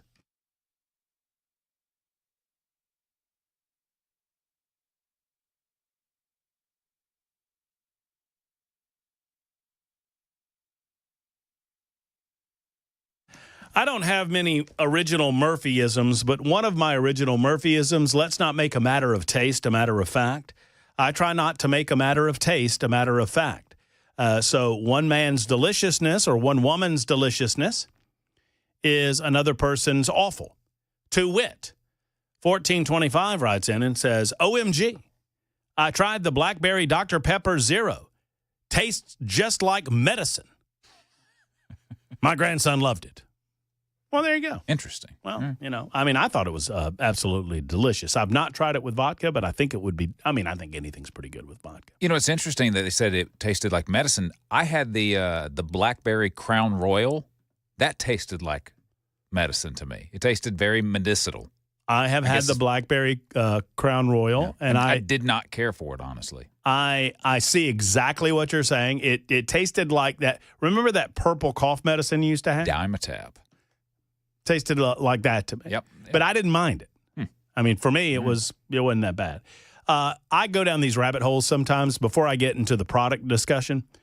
The most consumed beverages globally. Most consumed beverages. Not soft drinks, beverages. Okay. Any guesses? I got the 1, 2, 3, 4, 5, 6, 7, 8, 9. I've got the 10 top, the top 10. I would say think broadly. I would think there's an Anheuser-Busch product in the top 10. Beer generally is number 4 on the list. So it's just We're thinking beer. really broadly. Okay, gotcha. I'll just give you the top 10. Number 10, wine. Okay. Number 9, surprising, coconut water. It's apparently consumed in large portions in other parts of the world, like India and Southeast Asia. Okay. Number 8, energy drinks. Wow. Number 7, soda. Number 6, milk. Number 5, fruit juice.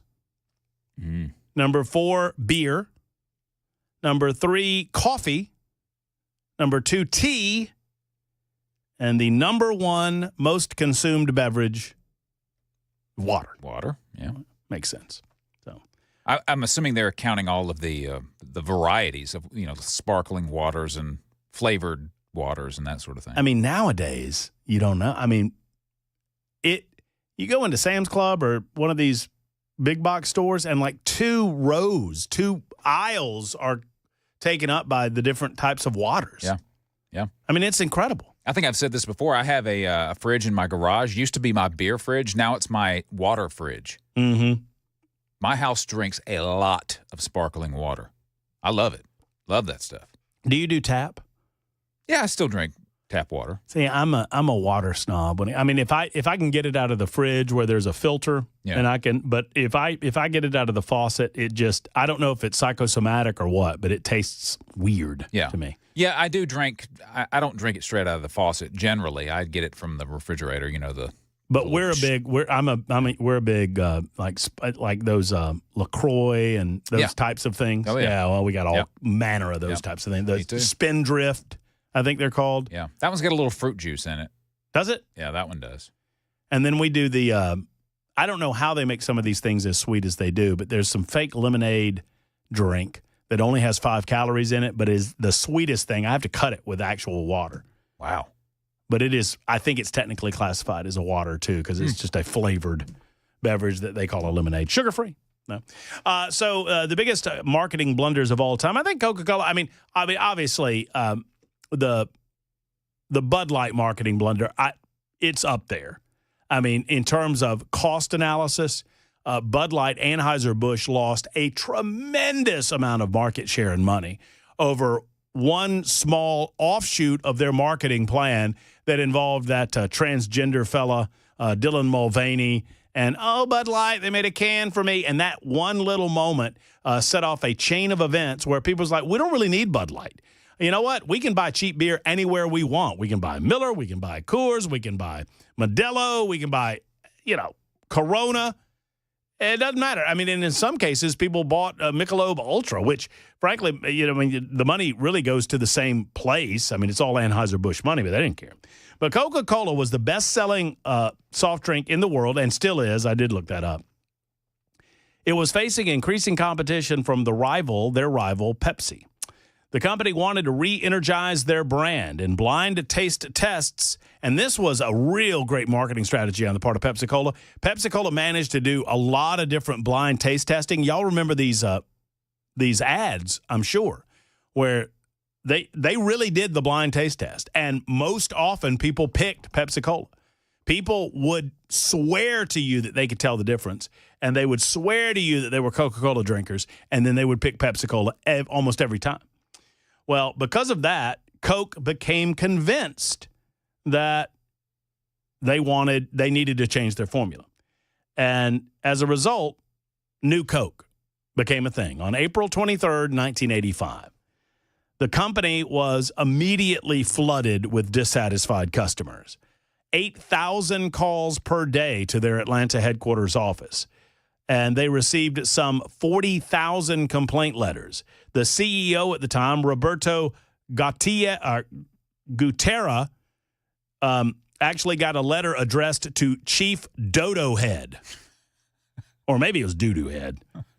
Surprised it wasn't Butt Tweed. Well, Chief Butt Tweed. Oh, that's you. Never mind. I'm the king of the Butt Tweeds. King Butt Tweed. Yeah. You're probably Chief Butt Tweed. The soda company got the message and brought back original formula. If it was a marketing blunder, there was a master stroke of how to fix it. In as much as just months later, 79 days, as a matter of fact, on July 11th, 1985, they launched Coca-Cola Classic. And everybody wanted Coca-Cola Classic, and nobody wanted New Coke. In 1995, the soft drink giant held a meeting for the 10-year anniversary of New Coke. And Gazerta, I guess I'm pronouncing his name correctly, put a positive spin on the failure, said that New Coke was all about taking intelligent risk. New Coke was swiftly dispatched of after Coca-Cola Classic became the dominant cola, and it actually helped Coca-Cola regain its status as the dominant soda on the market because people hated New Coke so much they didn't go to Pepsi when they launched Coca-Cola Classic. They went back to the original Coke, which everybody had sentimental attachment to.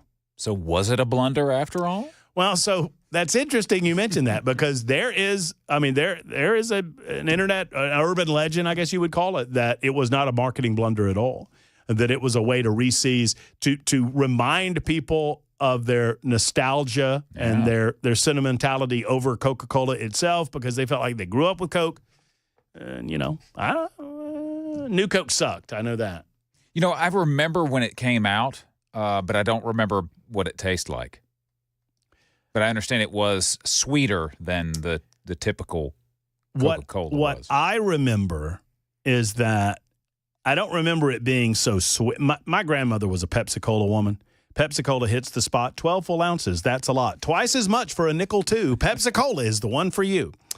So she was a Pepsi-Cola. We were a Pepsi-Cola family, despite being from Georgia, which is Coke country. But I remember Classic having kind of a crispness to it. Like, that's the only way I can describe it. It was and New Coke, it felt like there was a film on your tongue, and I guess that was the sweet. Yeah. That was just kind of lingering behind there. But Coca-Cola Classic had just more of a bite, kind of a crispness. One way or the other, one of the hugest marketing blunders in the history of marketing blunders, but there have been a lot of them. For example, just to run down a couple of examples, Cheetos lip balm. These are all real products. Frito-Lay released Cheetos lip balm in 2005. They thought it would be, I don't know if it was supposed to be funny or what, but it did not last very long. There were popular lip balm flavors coming out, and Cheetos decided to get in on it. Some folks prefer cherry, mint, or even vanilla. But not every popular flavor can be turned into a lip balm, a lesson that PepsiCo and their subsidiary Frito-Lay learned the hard way.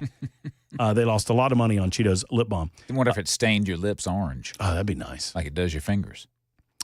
There was the Touch of Yogurt shampoo. I remember that. Do you really? I remember seeing it, I think, like on The Price is Right. It was one of those where you have to guess how much this product is.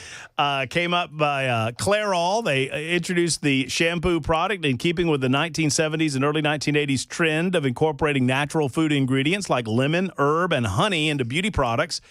Clairol, at the time a subsidiary of Bristol-Myers Squibb, thought a yogurt shampoo was just what the American consumer wanted. Yummy. Turned out the company grossly miscalculated. Many customers were apparently confused as to exactly what to do with yogurt shampoo. Do I eat it? There were, according to this article, reported cases of people attempting to eat the shampoo. Probably not a good idea. This also lists the Newton, which was an Apple product created in 1993. It was a precursor to the tablet. And I want to say that this was just a product before its time. We did not have the technology available to make the product successful. Google Glasses, those came out in 2014, and everybody hated them. And then they have listed as number 3 The Atari game might be just before your time, Weber, but I remember this. E.T., the extraterrestrial. So Atari comes out, and you got Pitfall, and you got Miss Pac-Man, you got all these games, and everybody's excited, and then E.T. comes out. And Atari bought the rights. They spent $5 million on the promotion of the game and $21 million in 1982 just to buy the rights for the game. They produced 4 million copies, and they only sold 1.5 million copies. The game was just that bad. It was horrible. I remember playing it when I was a kid. It was awful. Atari buried 2.5 million copies of the E.T. game in a landfill. Wow. That's how bad it was. That's pretty bad. E.T. the extraterrestrial. Those are some of the biggest product failures in the history of products on Super Talk 99.7 WT. And we'll finish up in just a moment, wrap things up, and call it a night, and welcome Mark Levin in right after this.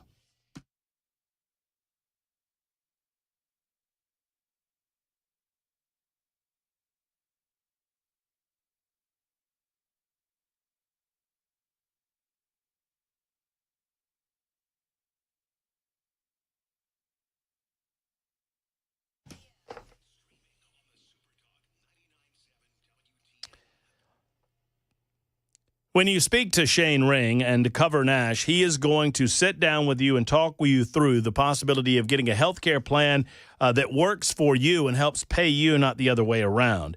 Cover Nash obviously wants you to be informed about your health insurance coverage. I've been and sat down with Shane in his Brentwood office. I know firsthand how much people overpay for their health care coverage because in Brentwood, Shane has walked me through all of this process, and he understands the process better than anyone that I've ever met. He sits down with you and helps you shop the entire health plan market so you know every health plan available. He is not beholden to one insurance plan or two insurance plans. He can shop all of the insurance coverage available to you and help you find the right one for you. That's what Cover Nash does for you. They want you to know how much you overspend on your health coverage and how you can repair that overspending. Take control of your health care, managed by you, not by the government. Go to covernash.com. That's covernash.com, or give them a call at 615-465-0023, 465-0023 for Cover Nash.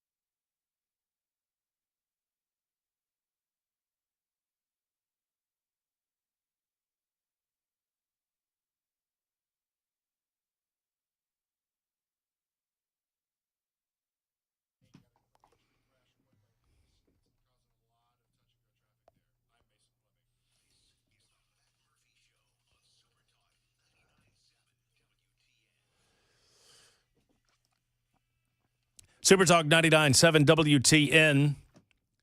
Man, a lot of response to the worst product rollouts of all time.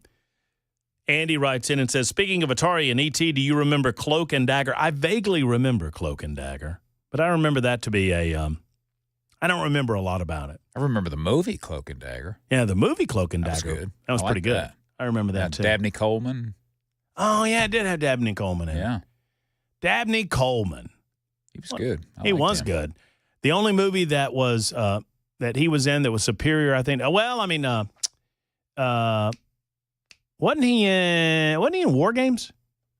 Was he in War Games? I have to look that up. I want to say he was in War Games too. He was there with the with Matthew Broderick. Was he in War Games? Why am I thinking he was?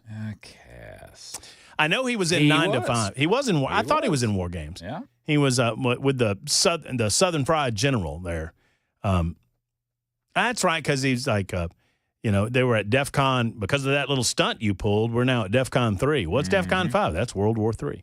That came out in 83 with Cloak and Dagger the next year, 84. There you go. Yeah. Cloak and Dagger was a good movie, but the finest feature film that Dabney Coleman ever appeared in, you want to guess? 9 to 5? Of course, 9 to 5. What are you kidding me? Just a guess. He was the great foil. He got. I wanted to be Dabney Coleman when I grew up because Dolly Parton hogtied him. Yeah. Crystal Pepsi's getting a lot of nominations for the worst product rollout ever. I remember that too. That was bad. Yeah, I remember that one. But it tasted fine. Did it though? I felt like it did. I think it was just weird because you're drinking something that's clear that obviously does not taste anything like water. So But it was just like, here's the human mind is an interesting thing because we drink Sprite. Sprite's clear. That's true. Sprite doesn't taste anything like water. That's very true. But that's perfectly fine. But Coca-Cola or Pepsi-Cola is supposed to be brown, and I don't think it is actually brown. I think it's caramel color. I think that's what gives it the darkness. Yeah, they put the caramel in there, right? Yeah. So I wonder what Coca-Cola looks like. Is it clear? That's a good question. I suppose maybe it is. All right, before we go, one more serious note. I've not covered this case because I was not here for it, but I note that the 12-person jury has been seated in the federal corruption trial of former Tennessee House Speaker Glenn Cassida and his ex-chief of staff, Cade Cothran. Following this story, and we'll keep you up to date with what's going on with it, lawyers late into the afternoon yesterday were debating alternates for the jury, but it was expected, I think, opening statements began today in that trial. Cassida and Cothran face up to 20 years in prison each for charges including bribery, money laundering tied to an alleged kickback scheme involving a fake political mailer company. I do know a little bit about fake political mailers because the former Speaker of the House in the state of Alabama, Mike Hubbard, during my tenure in Birmingham, went to jail for the same thing. Power corrupts, and absolute power corrupts. Absolutely. Mark Levin coming up next. Speaking of powerful, we have a Friday edition on the way, live from Tim's Ford Lake. I said it right that time, I think. Yep, you did. We'll attempt to ford the Ford tomorrow starting at 3 o'clock. Have a great evening, folks. Hug your loved ones. So long, everybody.